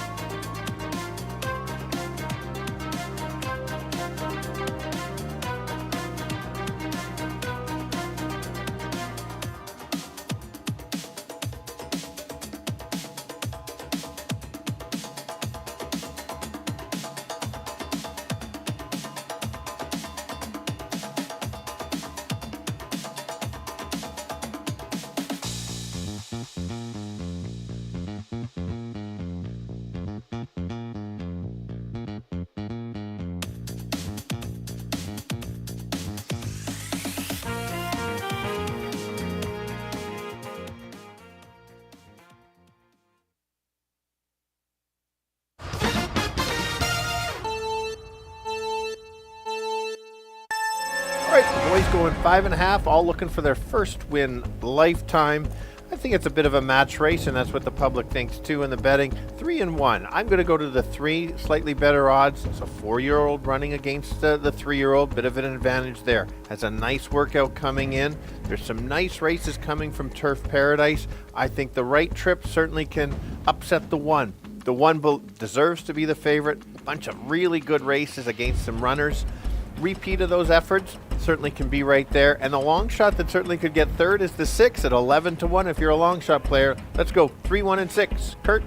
Yeah, Stretch, I did go to number 1, Red Roadrunner, beaten by a lot of good ones and ran a lot of good races so far this year. Back-to-back second place finishes.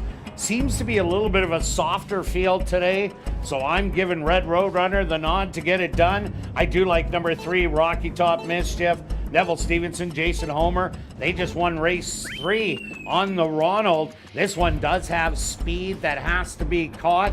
And number 4, Rhythm of the Rain, comes from a good barn that can get firsters ready to go. So I'm going to give you 1, 3, and 4. Good luck here in race number 4.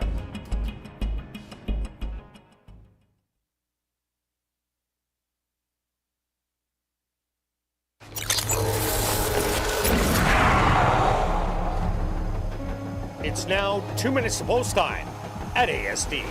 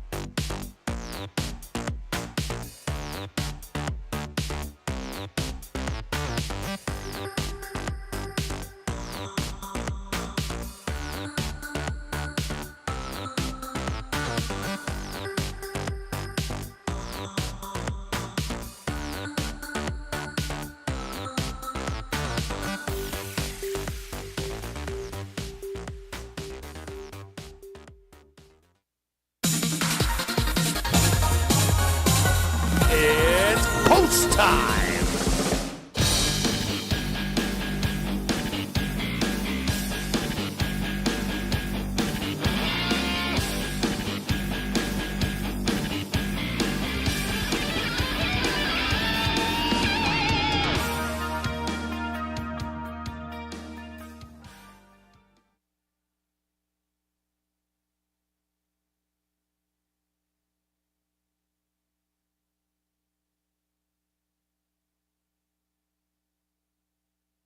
Red Roadrunner, the current 4-5 favorite in the gate. Rocky Top Mischief is now in. Rhythm of the Rain, the first-time starter, ready to step up and in. 2 left to load. War is Hell. And now just waiting on Counter Command.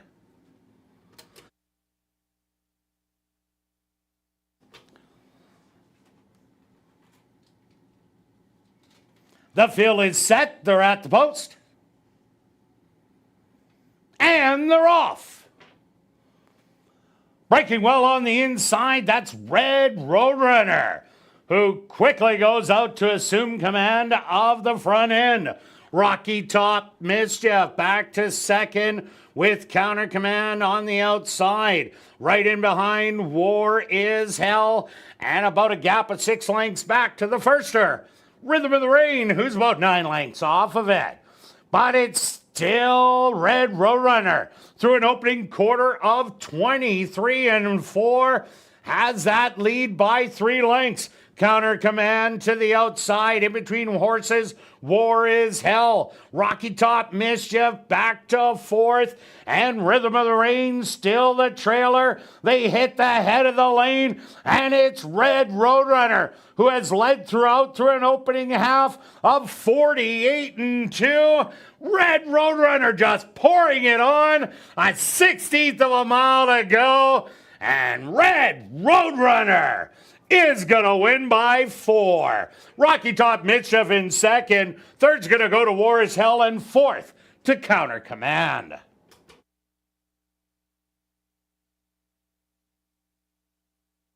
Ladies and gentlemen, a Stewart's inquiry into the running of race number 4.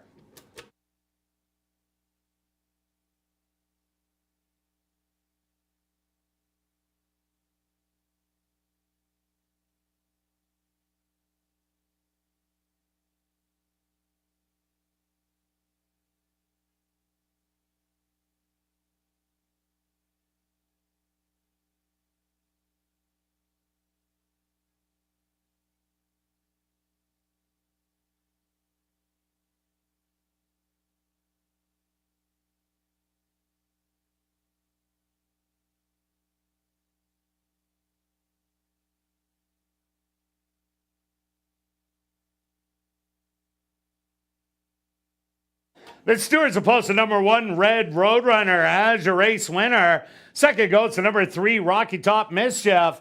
Third to number 5, War is Hell. And fourth to number 6, Counter Command. They went the opening quarter 23-4, the half 48-2. 5 furlongs, 101-1. Time for the 5.5 furlongs, 108.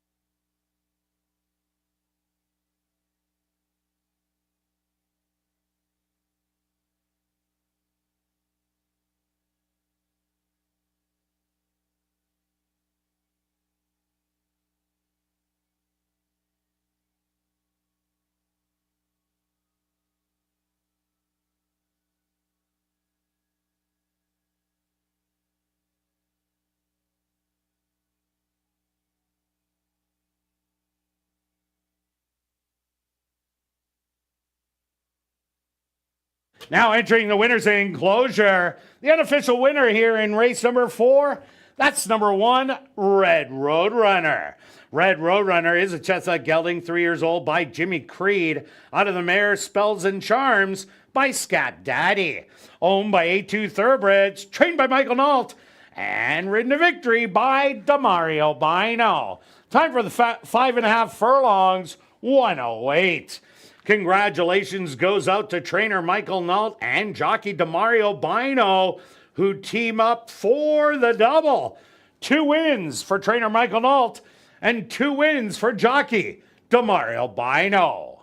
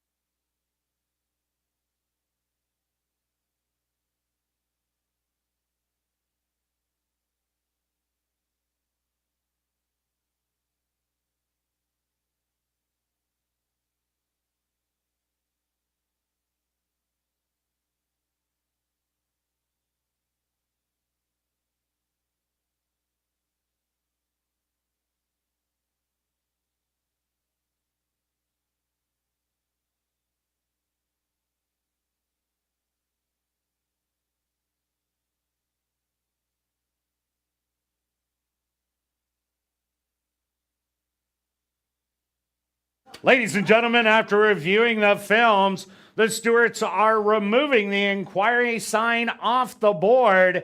1, 3, 5, and 6 will become official.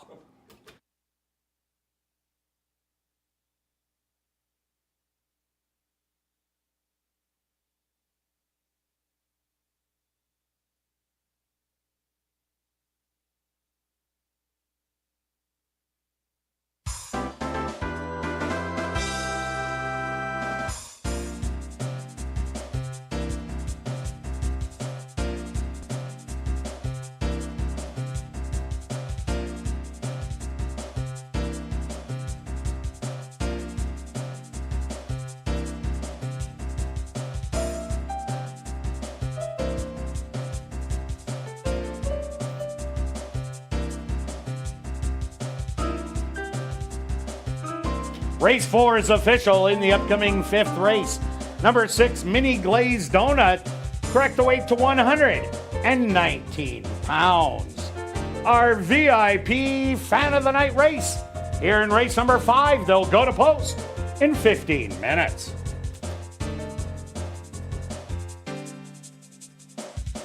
And get ready for a wild night of body slams and guitar jams at Rockin' and Wrestling. That'll take place this Friday, June the 20th, here at Assiniboia Downs. Bell time is 6 p.m. with live music and hard-hitting wrestling. All ages are welcome. There is VIP seating available. There's going to be a beer garden also that'll be open. Don't miss the action. Ticket information is at asdowns.com. And be sure to join us on Canada Day, Tuesday, July the 1st, here at Assiniboia Downs for an unforgettable evening. Live racing kicks off at 7:30 with free family fun activities followed by a spectacular fireworks display presented by Canfire Pyrotechnics. After the fireworks, stick around and enjoy some great music to keep the celebration going. Admission is free for everyone. And please note, there will be a $10 parking charge after 8 p.m. Celebrate Canada Day with thrilling races and a dazzling show in the sky.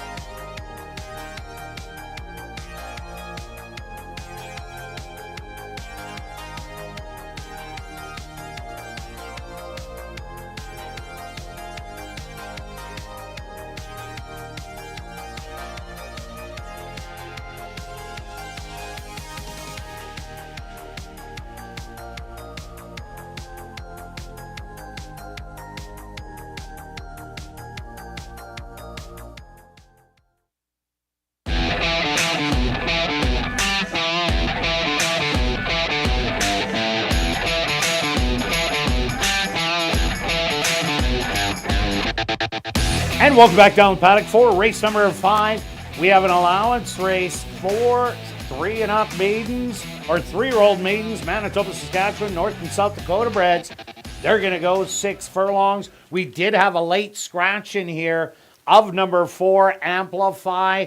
So if you have number 4, Amplify in your pick 4s or pick 5s or on your late legs of your pick 3s, the favorite at post time will be substituted. And correct the weight on number 6, Mini Glazed Donut, to 119 pounds. Quick look back at race number 4, Stretch.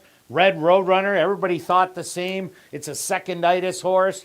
But Red Roadrunner went to the front and played Catch Me If You Can, and they couldn't. Yeah, and the key was, as we mentioned, blinkers to start. The first two start, well, the third start this year, has struggled to get out of the gate last year. They figured it out. Smart ride, just get to the lead and keep going.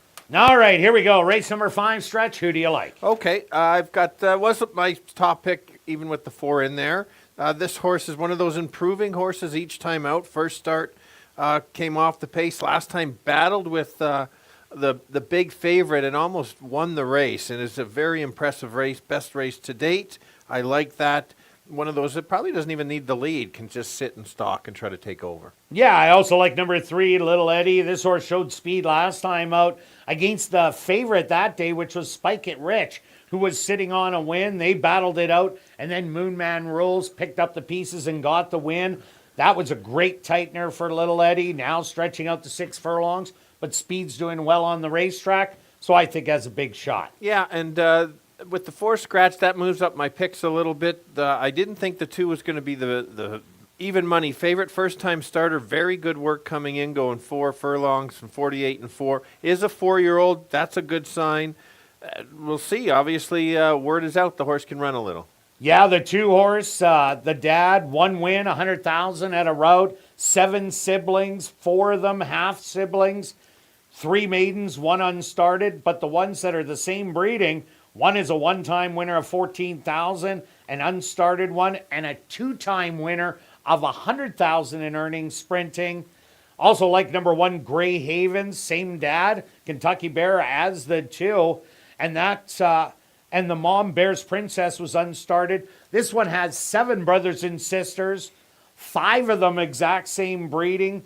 The ones that aren't was a 4-start winner of 67,000. The other one unstarted. Of the full siblings, a maiden, 1 unstarted, a 4-time winner of 100,000, 2-time winner of 75,000, a 6-time winner of 200,000, all speedballs at Woodbine. For sure. Good stuff. The 7 horse I moved into my top 3 has had a bunch of tries, but is always right on the cusp. If there's a battle up front, maybe this horse can pick up the pieces. It will be 2 left to load because it's in the 2 left, so it's going to be interesting how you call that one. And number 5, Jamila Nonios, a 3-time winner from 6 furlongs to a mile and 16th, 400,000 in earnings. The mom, Turbo Shaft, 4 wins, over 100,000. She was a sprinter. 1 full sibling, that being Mr. Benji, who is still a maiden. Yeah, and let's take a look at the 8. Only 1 start, didn't show very much, but we've seen horses improve on their second start. So if you're a long shot player, maybe this is the one that'll wake up second start. All right, let's go to our wagers here in race 5. Stretch, what do you have? I had to adjust, and with the great production crew, they got it switched for me. $1 tri wheel, 2-6 with 2-6 with all, and then 2-6 using Kurt's term, wedging it in there with the all with 2-6 on the bottom, 24. And myself, I'm doing the pick 3. I'm taking 3-6 with 2-5 with 5-6. A $1 ticket is 8. I'm doing a $3 one for 24. Still alive in the show No, parlay. you're not. I am, amazingly. Come on. I know, it's hard to believe. I'm going to go 40 to show on the 3. Good luck with all your wagers here in race 5. We'll see you back for race 6. Classic high 5 wagering.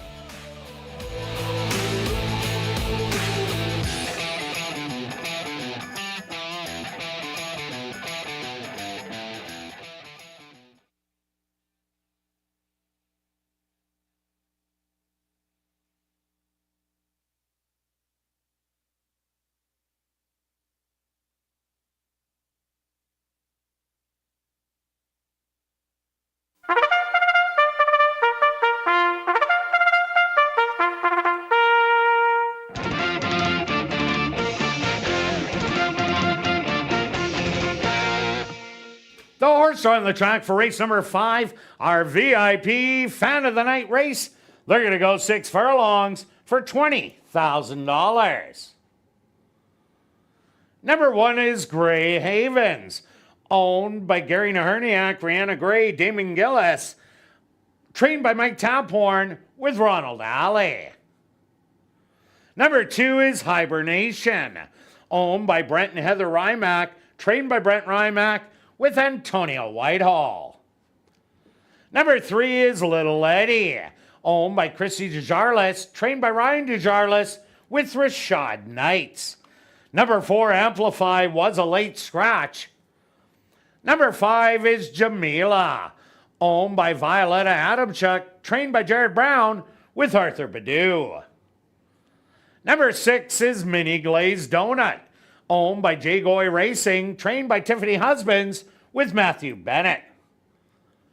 Number 7 is Two Left to Load, owned by A2 Thoroughbreds and True North Thoroughbreds, trained by Michael Nault with Demario Bino.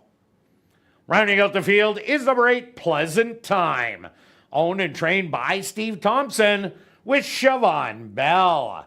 Our VIP Fan of the Night race. Here in race number 5, they'll go to post in approximately 4 minutes.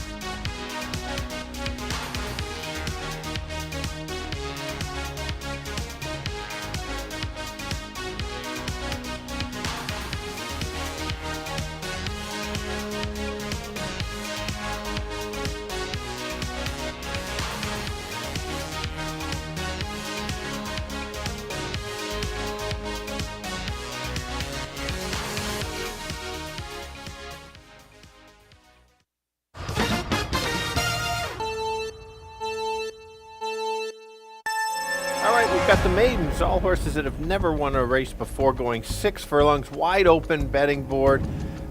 I've got the 6 as my top selection. This horse had run back-to-back good races, almost won last time against a big favorite. I think this horse keeps improving, and it can be one of the girls beating the boys. The 2 horse, which is the current favorite, has never had a race yet, only been working out in the mornings. Very good workout in the morning. I guess that's why they're betting it. I don't like the price, but the horse certainly can win at first asking. The 7 horse, we've seen this horse run a lot of times, is always on the cusp of getting there. Has to improve to try to win it, but certainly can be in the top 3. 6, 2, and 7. Kirt? Yeah, Stretch, I agree with you. Number 6, Mini Glazed Donut, is a different 3-year-old. In the 2-year-old campaign, didn't show much, but in the 2 starts this year, keeps improving. So I think this is a horse to beat. I also like number 3, Little Eddie. What a great debut, battling it out with Spike It Rich, who was the favorite. And then Moonman Rules ended up picking up the pieces and getting it done late. Also look at number 1, Grey Havens. This one has a really nice family with 3 horses that have almost won either more or close to $100,000 at Woodbine, and all of them possessed early speed. So I'm going to give you a 6, 3, and 1. Good luck here in race number 5.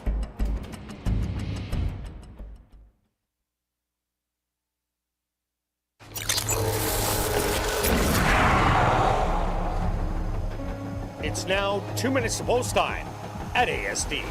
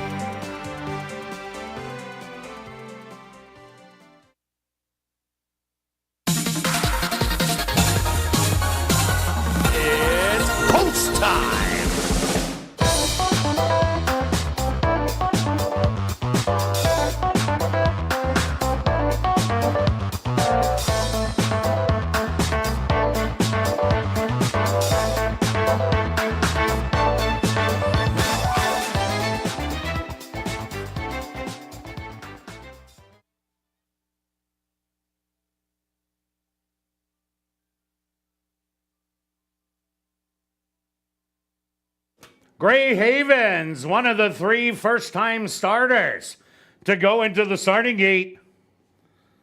Hibernation, the other first-time starter, and the co-favorite at 2-1 moves in.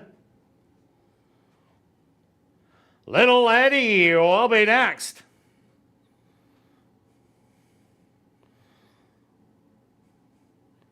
The other first-time starter, Jamila. She'll be the next to go in.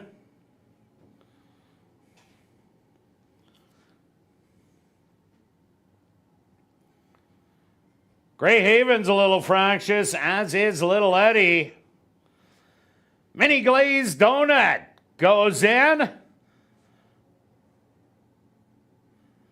2 left to go. Here's 2 left to load. And now just waiting on Pleasant Time to the outside.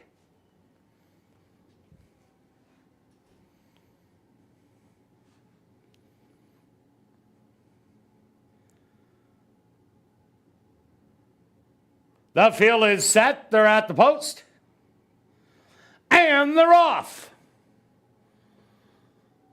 In the middle of the track, Jamila quickly jumps out to try and get the early lead. But Little Eddie and Hibernation both have the same idea, and 3 across the track. Settled back in 4th, Mini Glazed Donut.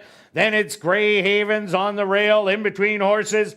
2 left to load, and Pleasant Time will be your early trailer. 24-2 the opening quarter, and Hibernation has the lead by 3/4 of a length. Little Eddie to the outside in second.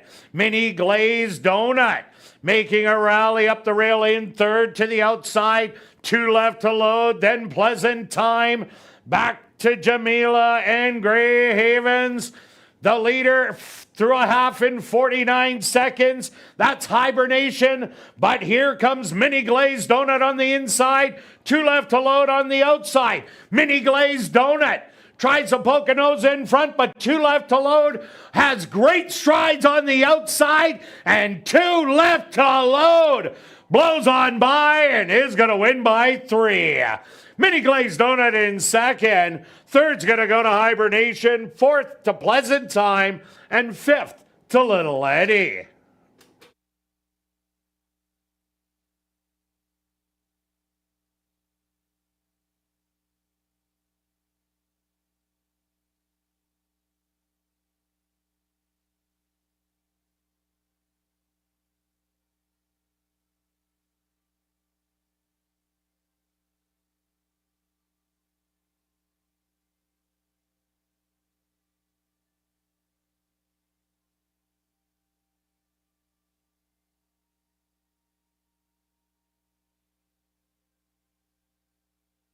The Stewart's opposed to number 7, 2 left to load. As a race winner. 2nd goes to number 6, Mini Glazed Donut. 3rd to number 2, Hibernation. A photograph has been called to determine the 4th place finisher. They went the opening quarter 24-2, the half 49 seconds. 5 furlongs, 102-3. Time for the 6 furlongs, 115-4.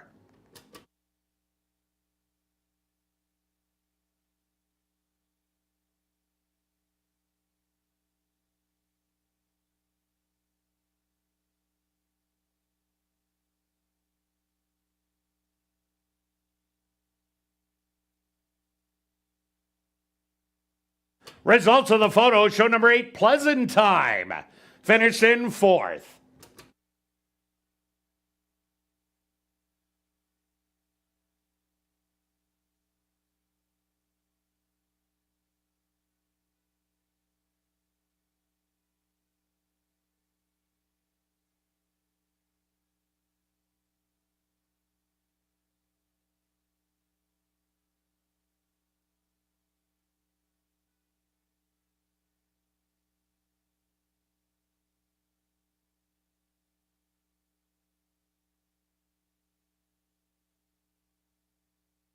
Now entering the winner's enclosure, the official winner of our VIP Fan of the Night. That's number 7, Two Left to Load. Two Left to Load is a dark bear brown filly, 3 years old, by Speculating. Out of the mare Talk Until Midnight by Broken Vow. Owned by A2 Thoroughbreds and True North Thoroughbreds. Trained by Michael Nault. And ridden to victory by Demario Bino. Time for the 6 furlongs.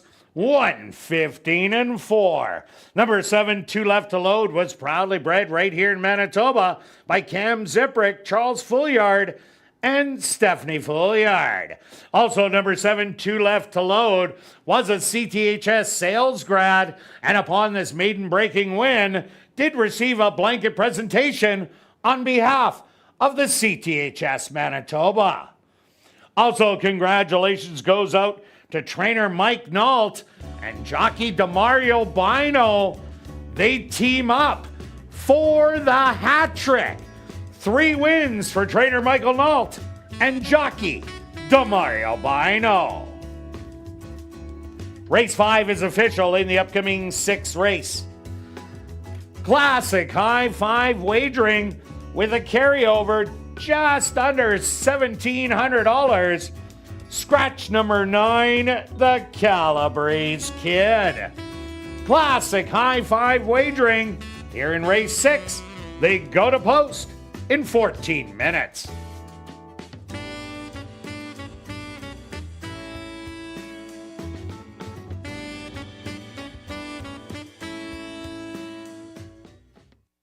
And time is running out to get your 50-50 tickets. The current jackpot, $1,770 and still growing. Tickets 1 for 10, 10 for 20, 50 for 50, or 200 for $100. You can get those tickets at Guest Services, the VLT Cashier's Cage, the 50-50 ticket seller, or just go online at 5050.asdowns.com. Sales will close at 9:50 p.m., a little over 8 minutes away. You don't want to miss out.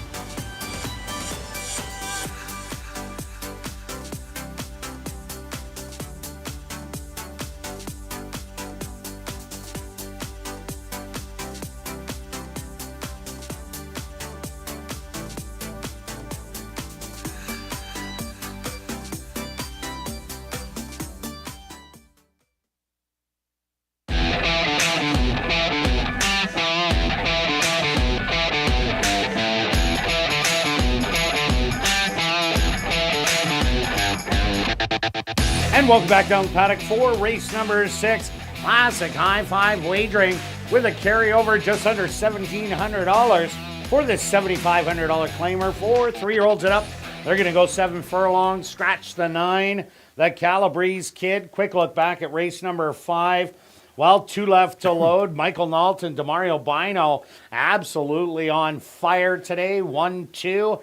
And that completed the hat trick as he got up in the final stride. Yeah, impressive move. Some horses just get along with the jockeys, and that seemed like that one was the two working together. I think you'll see that combo moving forward.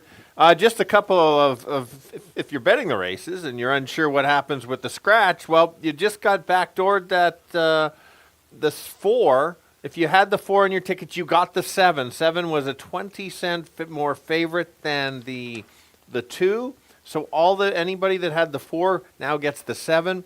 We started with 170,000. We're down to 17,000. We're both still going. And I got a $2 one. Yes, I very had both nice. of them in there. Good stuff. You have the all button. I do. So I have a $2 one going. Thanks for playing, everybody. It's good to see most of the tickets are on the 2. So if you can beat the 2, you got a good ticket. Here we go. All right, let's talk about race 6. Let's talk about the 2. Let's talk about the 2. Big effort last time. Went right to the lead and just kept going. Moves up in class. If you look at 2 back, kind of got struggled at the start and finished with full run, which was such a good race. That's why I like that horse the next start. And did have trouble in the turn. Correct. Exactly right. And so potentially could go right to the lead. This is only 7 furlongs. It's fast to the turn. Whoever gets the lead can control it if they don't go too fast, and I think that could be the horse. And you definitely want an inside draw if you are speed going 7 furlongs.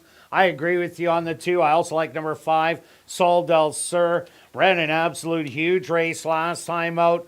Almost got it done at 30-1. Ran second beaten ahead. Wasn't a 4-horse photo. The favorite was Designated Hitter, and Gallon Oak was also a favorite. Was 4th in there. Only a half length off of it. Happy Camper won it on the inside. We've seen Happy Camper come back today and run a very game 3rd. So that looks good for Sol del Sur. I think off that last race has a big chance and a good price. Yeah, one of my long shots in here is the 3. Ride him. Last race was a much better race. Woke up, went up at 56-1 in a very tough race. This horse likes the 2 turns, has a couple wins at 7.5 furlongs. I'm using this horse because of the distance and the 2 turns. Hopefully it wakes up at 18-1, worth a small shot. And number 6, Plentiful. Here's a horse that's been off a couple of years and was in the stakes company, won multiple stakes races, made over $250,000 here at the Downs. Debuts here in 2025 at the $7,500 level. This horse loves going around 2 turns. This is huge class relief from where the horse used to run. So maybe this is well spotted. Murray Duncan can really get him ready to go at first asking. Decent workouts coming in, and you're getting a decent price to chase it off the layoff at 14-1. Oh, for sure. And we know how good Plentiful was. Just see where he's at. Let's take a look at the 4, kind of my hunch play. I've watched this horse over the last few years. Doesn't really get in the money, but it's been racing against some very tough competition. The one good race was a couple of years ago at 7 furlongs. Showed some speed and was right there. I just have a feeling this one, going the 2 turns, comes right back sooner. Could be there, at least in a 3rd, and you're getting, well, just went up in price. When I talk, people run. The odds go higher, 35-1. And number 8, Diamond Concerto, won the non-3 lifetime condition with the absolute greatest of ease. Wasn't the toughest of fields. Does have to step it up. Loves the distance. You get a hot rider that's already won 3 on a horse that looked absolutely dynamite, even though it is taking the jump. Yeah, and along the rail, another a long shot. This horse is much better going the 2 turns. Usually a long way back and then slowly moves and tries to pick up the pieces late. Had a nice effort for 5,500 last year in September. That race would put this horse in the money. And number 7, Freemaker, a 3-time winner last year, twice here. Had 17 starts throughout the year. Probably needed a break. Does have really nice works coming in, especially the June 12th 5/8 in 101 and 4. This one definitely could be a bit of an upsetter at 8-1. Let's go to our wagers here in race 6 stretch. What do you have? I've got a couple bets. Imagine that. Yeah, so You're not the only one with a high five today. Yeah, I jumped in. Small little carryover, so it's dead money. Got to jump in 2 with 3, 4, 5 with 3, 4, 5 with 3, 4, 5, and I don't care who comes in fifth because I got all. All right. And then a $2 exacta box 2, 3, 4 with my 2 long shots just in case the 2 gets beat. And myself, I'm keying the 2 on top, the 5 for second. Then I'm taking 1, 3, 6, 8, 1, 3, 6, 8 all. That's only $48. Buddy up on that one. And out of the show parlay, so I'm with you, Stretch. Imagine that. Well, at least I lasted a few races. Good luck with all your wagers here in race 6. We'll see you back for race 7.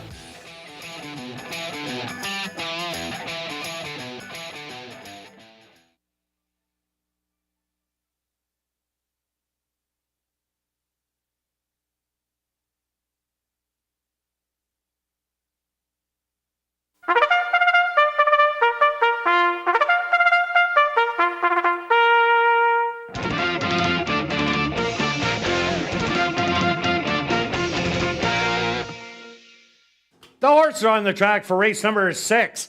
They're going to go 7 furlongs for $14,800. Number 1 is Really Slow, owned by Hearthstone Stable, trained by Victoria Morse with Douglas Bataloo. Number 2 is Big Ticket, owned by Monique Goulet, trained by Will Toronjo with Antonio Whitehall. Number 3 is Ride 'em, owned by Black Diamond Stable, trained by Tom Gardapi Jr. with Sachin Paris. Number 4 is Go Start, owned by Back on Track Stables and Turn and Burn Stables, trained by Jennifer Jordan with Dane Dawkins. Number 5 is Sol Del Sur, owned by Homer Thoroughbreds, trained by Jason Homer with Neville Stevenson. Number 6 is Plentiful, owned by Murray Duncan and the estate of Gerald B. Stewart, trained by Murray Duncan with Dwight Lewis. Number 7 is Freemaker, owned by Mel Gemus, trained by Mike Taphorn with Ronald Alley. Rounding out the field is number 8, Diamond Concerto, owned by Windancer Stable, trained by Wendy Anderson with Demario Bino. Classic high five wagering. Here in race number 6, they'll go to post in approximately 4 minutes.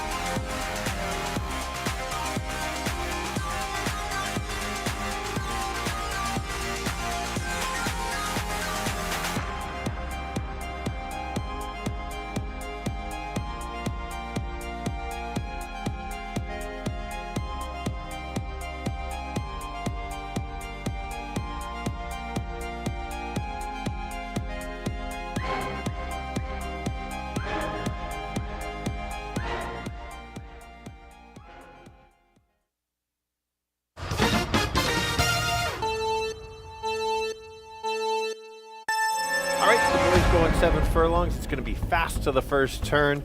And who could be the fastest there? That could be the 2. Big favorite will go off as the favorite. Real big effort last time, went right to the lead. Doesn't have to have the lead if somebody else tries to get out front, but if does, watch out, horse to beat. A couple long shots that I like in here is the 3. Couple poor efforts, but likes the 2 turns, and that's what we have today. Did very well last year at 7.5, similar like that, and the longest shot on the board, kind of the hunch play that this horse has been racing tougher. That's the 4. Go Start. Maybe come late to pick up the pieces. 2, 3, 4. Kirt. Yeah, Stretch, I'm with you on number 2, Big Ticket. What a huge race last time out. Threw up a good number, ran in a good time. Looks to be loose speed in here on the inside, and that is dangerous going 7 furlongs. I also like number 5, Sol del Sur. Ran a good second in a very tough $7,500 claimer last time out. We seen Happy Camper go up to the allowance level and ran a very game 3rd in there. So that was a key race. And I do like number 3, Ride 'em. I think this horse will be forwardly placed today, and that helps his chances to get a big piece of the pie. I'm giving you 2, 5, and 3. Good luck here in race number 6.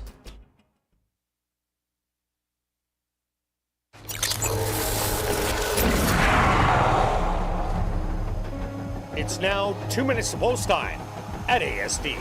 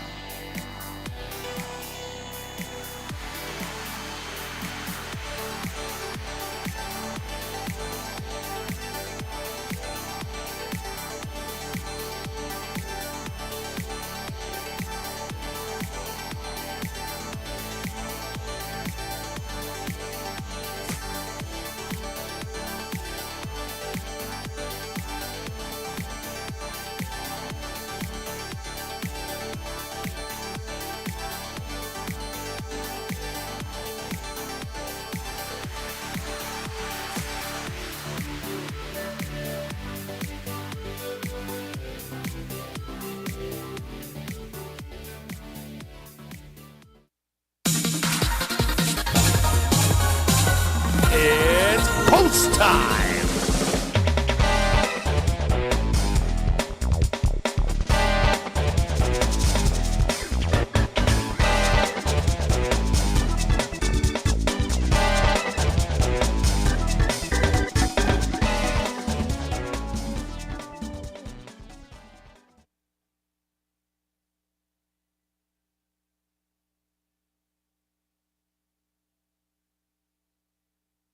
Really slow, the first one into the starting gate. Next up, the overwhelming 3-5 favorite. That's number 2, Big Ticket. Locks in. Next up, Ride 'em.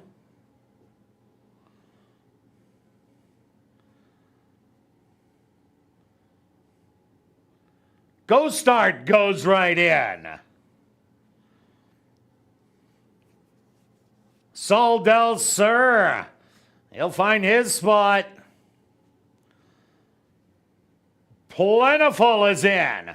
Now just 2 left to load. Freemaker. And just waiting on Diamond Concerto to the outside. The field is set. They're at the post. Big Ticket, a little fractious in the gate. Settled. And they're off. Hopping at the start was really slow. From the inside, Big Ticket away well. Go Start. Showing a little bit of early speed. And now takes over as the early leader. On the outside, in second, Sol del Sur. Big Ticket. Hugging the rail in third. On the outside, in fourth is Plentiful Freemaker. Fifth on the outside, Ride 'em, trying to find a spot on the inside in the rail. Then it's Diamond Concerto, and really slow is the trailer. 26 seconds, the opening quarter, and Sol del Sur tugs right to the front end and gets the lead by a half a length. To the inside in between horses, Big Ticket. On the outside, Plentiful. Freemaker making a wide bid. Ride him also in between horses, the half. 50 and 2. Soldel Sir with the lead. But here comes everyone, and on the far outside, Diamond Concerto with a bold wide move. The rail is open for Big Ticket and Go Start. They hit the head of the lane. Diamond Concerto takes over as the leader. Big Ticket has more to offer on the inside. 3/4 and 117. Diamond Concerto. Big Ticket with a big heart. Both of these on the wire. Noses between Diamond Concerto and Big Ticket. Third's going to go to Sol del Sur. A blanket finish for 4th and 5th.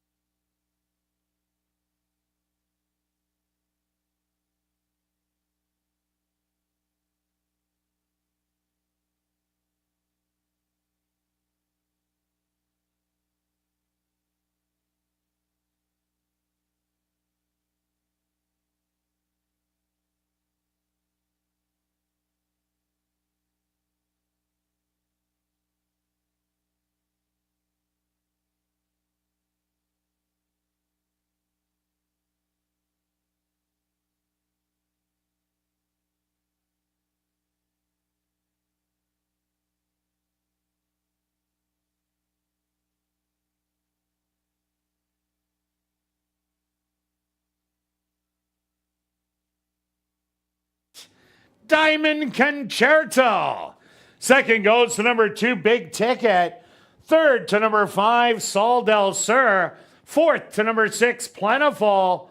And fifth to number 7, Freemaker. They went the opening quarter 26 seconds. The half 50 seconds. 3/4 117. Time for the 7 furlongs 1:31.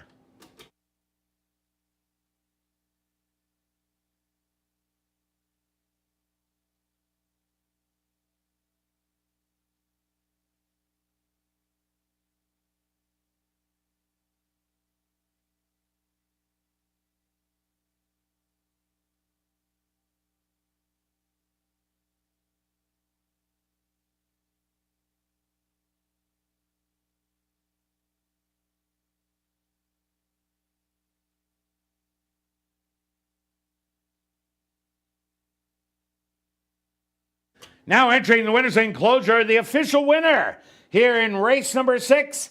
That's number 8, Diamond Concerto.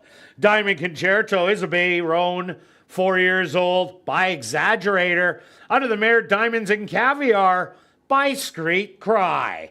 Owned by Wind Dancer Stable, trained by Wendy Anderson, and ridden to victory by Damario Bino.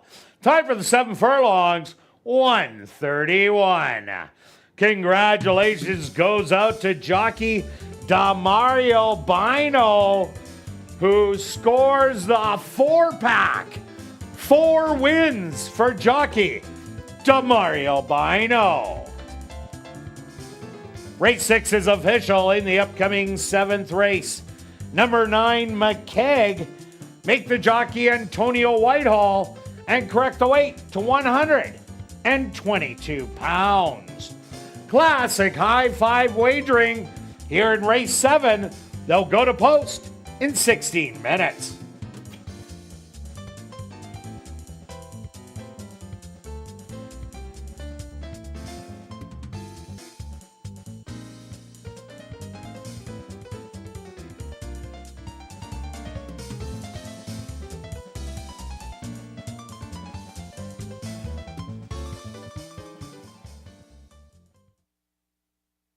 And we've drawn our winning number in tonight's 50-50 draw. That winning number, 9901832.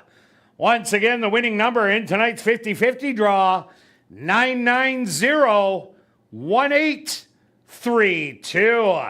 Congratulations, you've won $905. And if you are on hand, you can collect your winnings at guest services on the main floor, south end.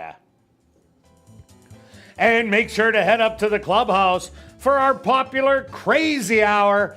Beer, shots, and wine, just $5 and 25% off all appetizers. And we'll have a $500 Crazy Hour free couch draw at 11:30 p.m. in the VLT Lounge.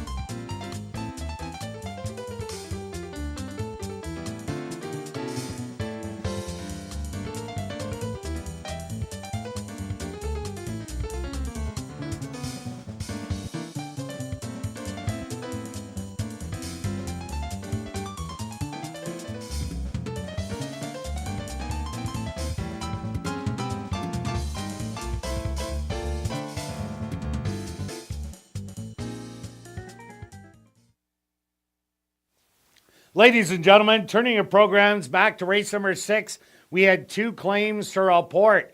First off, claim for $7,500 was number 5, Sol del Sur, claimed by Final Stable trainer Curtis Maxwell. Also claimed for $7,500 was your race winner, number 8, Diamond Concerto, claimed by Primetime Stable trainer Murray Duncan.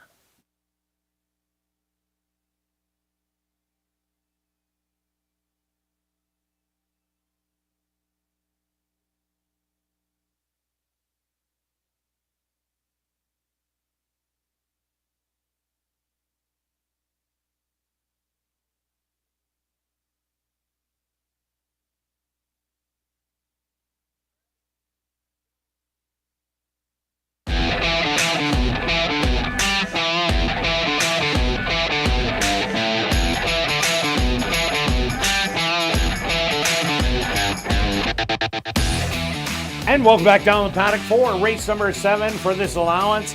Optional $12,500 claimer for 3-year-olds and up. They're going to go 6 furlongs. Number 9, McKeag, make the jockey Antonio Whitehall and correct the weight to 122 pounds. Quick look back at race number 6. Well, we seen Praven Badri win 4 yesterday. Demario Bino, he was in the parking lot the whole way, but he had so much horse. What a well-timed ride. He had nothing left at the wire, but the wire came just in time. Well, and that's what you want. That's where Definitely. you want. And so I just thought such a patient ride. Let everybody kind of go, and he just sat back, waited, and went. Very exciting race. That was a great race. And we've had a bunch of those. We close out the week on a full 9-horse field, very competitive, allowance optional claimer. I like this race. And I've got a price play here. I can't believe we have the same 3 in here Yeah. when you can make a case for quite a few. Well, look at the odds board. The favorite is at 3-1. And so great race to get out if you need to. I do. So let's figure it out. Here we go. Jake, there we go on the number 6. The key for this one, this horse won first start. It beat a little bit of a weaker field, but did it well. The next start moved up in class in a fast run race. Didn't get, needs a duel. I think this horse is on the improve. I think there's a fast pace early and certainly can pick up the pieces late. And I think this is one of the ones that's a younger horse that's room to improve. And I think this horse should improve after that last couple starts. Yeah, no doubt about it. The 1, 7, and 8 are the predominant speed of the race. Even throw in number 3, JL Copper, as you said earlier. Should have a little piece of the front end. But I ended up going to number 5, Designated Hitter. This horse came out of the 7,500, won it first time out, and looked dynamite in there last time. Made a huge move around the turn and ended up just tiring a little late down the lane. And I don't think Designated Hitter needs a lead, as it really hasn't had it the last 2. You get the hot jock in Demario Bino, and with the battle that should be there between 1, 7, and 8, this horse just might get an absolute dream trip, and you're getting the hottest jockey of the night. Drive for 5. Well, that could be it. And he's on the 5. It's been a long time since there's been a 5-time winner. All right. Very exciting race to close it. Now let's take a look on the 1. As you mentioned before, Jason Gorno won 3 yesterday. Yes, he did. And Paven won the 4. So let's see. This horse, I believe, is the speed of the speed. Should have pressure from some of the other ones. But the rail's been okay. I think this horse can clear and keep going. Drops in class, which is key. And certainly could just keep going. Yeah, it's a big drop from the second to the first level allowance. Number 7, Black Tika, has been seconditis for 3 straight starts and ran absolutely huge last time out. Unfortunately, Peso was just a little bit better, but Black Tika isn't going to be all alone on the front end. Bandera Azteca and Kate's Princess, they can rock and roll the front. This is a much tougher race for the 7. For sure. Speaking of another speed, Kate's Princess is the girl versus the boys. We've already had one of those already win. Ran a big race last time in the stake race against the best fillies and mares on the ground. Repeat effort certainly puts that horse in the mix. The 9, McKeag, making the first start of the year. First start last year was a good second-place finish. This horse always comes. Can't ever win this condition, but always running in the money. Great workouts. And look at the 3. Hasn't run this year. Steady works coming in.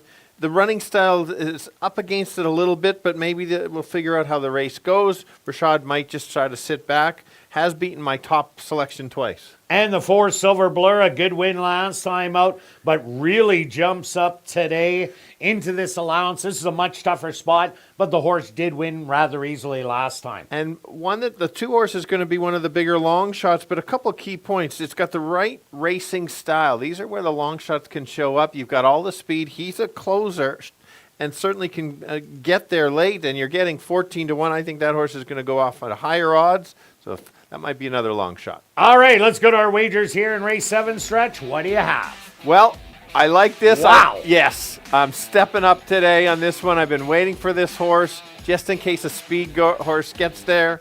I got the place. I'm going to get about $5 to place on this. Yes, Hunter place 6. All right, I'm going to go triactor 5656 with 1789. Then I'm doing the wedge 56 with 1789 with 56. That's going to cost $16. Good luck with all your wagers here in race 7 and 3-day-a-week racing next week.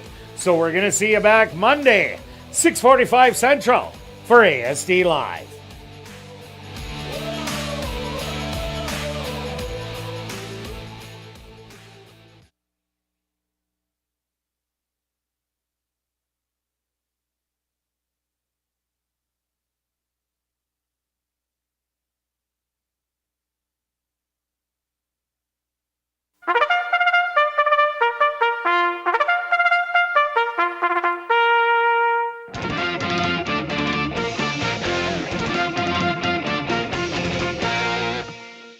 The horses are on the track for race number 7. They're going to go 6 furlongs for $16,500. Number 1 is Bandera Azteca, owned by Henry Witt Jr., trained by Jason Gorno with Praven Badri. Number 2 is Curly Asa, owned and trained by Norbert Cashane with Neville Stevenson. Number 3 is JL Copper, owned by Jerry Lambert and Lynn Matthews, trained by Tom Gardepy Jr. with Rashad Knights. Number 4 is Silver Blur, owned by Croto Chuckwagon Team, trained by Jennifer Jordan with Dane Dawkins. Number 5 is Designated Hitter, owned by Neil Van Dorp and Tim Whitnick, trained by Carl Anderson with Demario Bino. Number 6 is Dare to Endure, owned by Arneson Farms, trained by Lise Pruitt with Ronaldo Cumberbatch. Number 7 is Black Tika, owned by Drop-In Racing, James Keplin and Parker Wallette, trained by Steve Keplin Jr. with Sven Balrup. Number 8, that's Kate's Princess, owned by TP Racing, trained by Maria Stanford with Matthew Bennett. Rounding out the field is number 9, McKeag, owned by Nirco Limited, trained by Carl Anderson with Antonio Whitehall. Classic high five wagering here in race number 7. They'll go to post in approximately 4 minutes.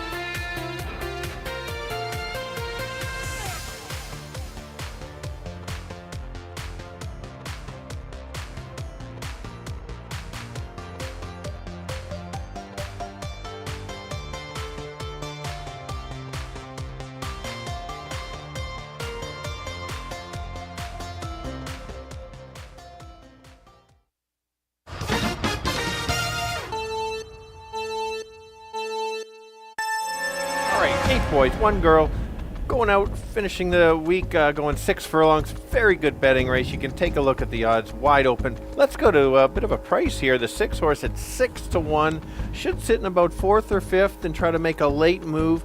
Is on the improve, 1-2 back. Last time finished 3rd, lost to the 7, but I think this time will get the right trip. Who's the speed of the speed? That's the horse along the rail. Can is very quick and should get the lead, but might have some pressure, but might be good enough to hold off that. The other one to consider is the 5, another one that's going to sit just off and be in there. So let's go 6, 1, and 5. Kirt? Yeah, Stretch, I did go to number 5, Designated Hitter. He hit the hot chalk into Mario Bino. Maybe pulled the trigger a little too soon last time out. Won't have to do that today with all the early speed, but will be right behind it in contention. I also like number 6, Dare to Endure. Sat behind the speed, made a move, just ran out of ground. Now gets an extra half a furlong. That should work out well. And the current favorite, number 1, Bandero Azteca, drops from the second level allowance, which was much tougher, into this first level allowance. Big shot, but a short price. I'm giving you 5, 6, and 1. Good luck here in race number 7.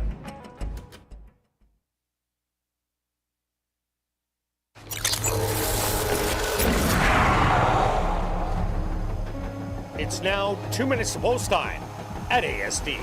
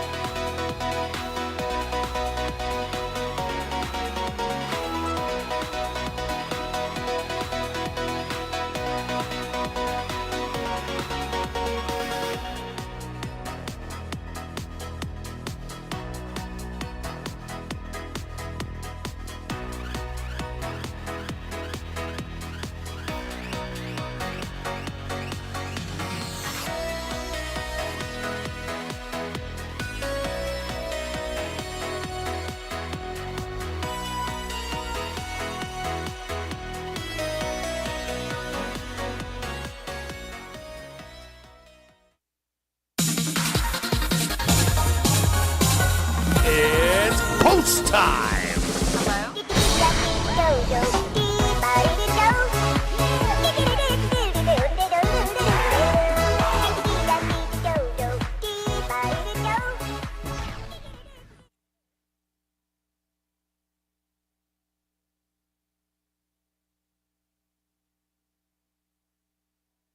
Bandera Azteca, the current 2-1 favorite, is in the starting gate. Curly Asa now goes in. Front gates are open for JL Copper, who walks up and in. Next up, Silver Blur. Here comes Designated Hitter.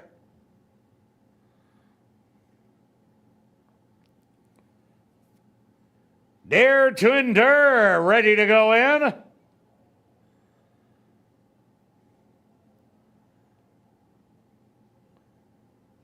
Black Tika walks up and in. Just 2 left to load. Kate's Princess.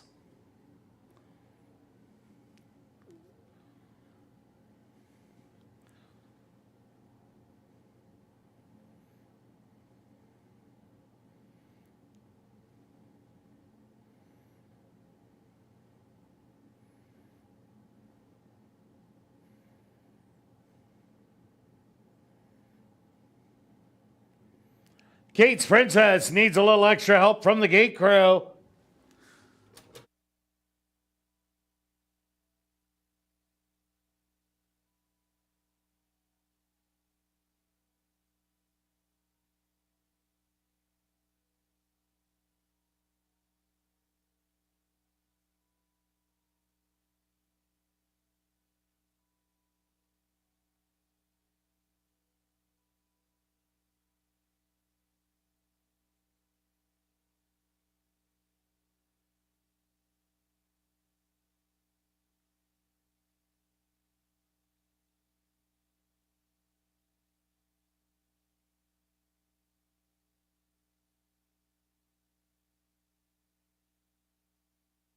Kate's Princess getting a little equipment adjustment.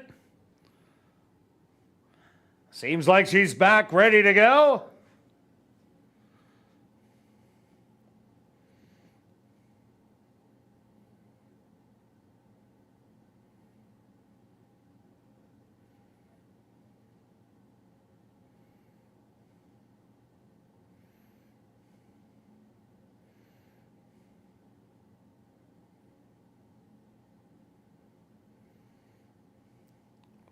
She's now walking up again to the gate.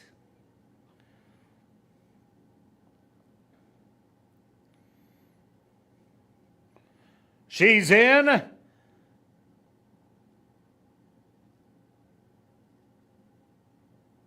now just waiting on McKeag to the outside. The field is set. They're at the post. And they're off. From the middle of the track, Black Tika quickly goes out to grab command of the early lead. To the outside, Kate's Princess in second. In between horses, JL Copper, Bandera Azteca. Forwardly placed on the rail. To the outside, McKeag in a good position. Dare to Endure. Then it's Curly Asa, designated hitter. And Silver Blur will be the trailer. 23-3 the opening quarter, and Black Tika is powering it on. As has now opened up 5. Bandera Azteca back to second. Dare to Endure starting to move with designated hitter to the outside. Right behind them is going to be McKeag. They hit the head of the lane. Black Tika through a half at 47 is still up by 3, but they're coming hard on the outside. Designated hitter and Dare to Endure. Black Tika, designated hitter, gonna try and time the wire, but Black Tika's gonna take it. Designated hitter second best, very close for third and fourth between Dare to Endure and McKeag, and fifth went to Bandera Azteca.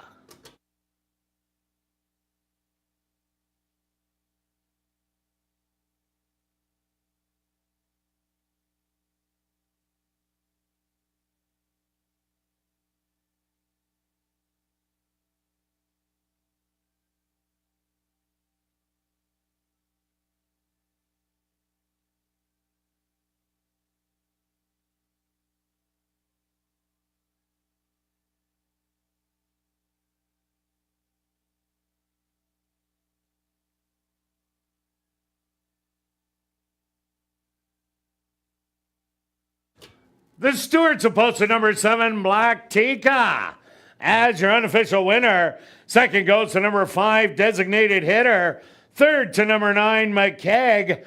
Fourth to number 6, Dare to Endure. And fifth to number 1, Bandera Azteca. They went the opening quarter 23-3, the half 47 seconds. 5 furlongs, 1 minute and 1/5. Time for the 6 furlongs. 1:13-3.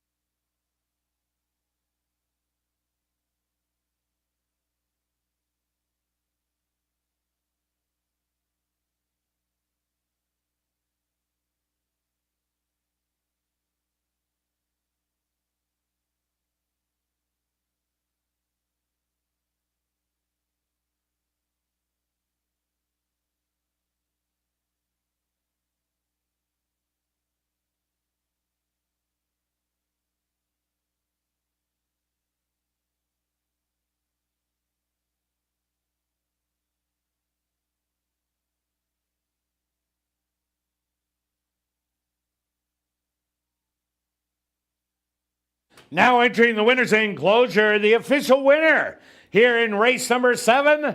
That's number 7, Black Tika. Black Tika is a big gelding, 5 years old, by Sharp as Tekka, under the mare Backside Blackie by Yes It's True. Owned by Drop-In Racing, James Keplin and Parker Wallette. Trained by Steve Keplin Jr. and ridden to victory by Sven Balrup. Time for the 6 furlongs, 1:13:3. Well, now it's time to head up to the clubhouse and enjoy Crazy Hour, beer, shots, and wine, $5, and 25% off all appetizers. Plus a free $500 cash draw will take place at 11:30 p.m. in the VLT Lounge. And don't forget, live racing resumes next week on Monday, Tuesday, and Wednesday with the first post of 7:30.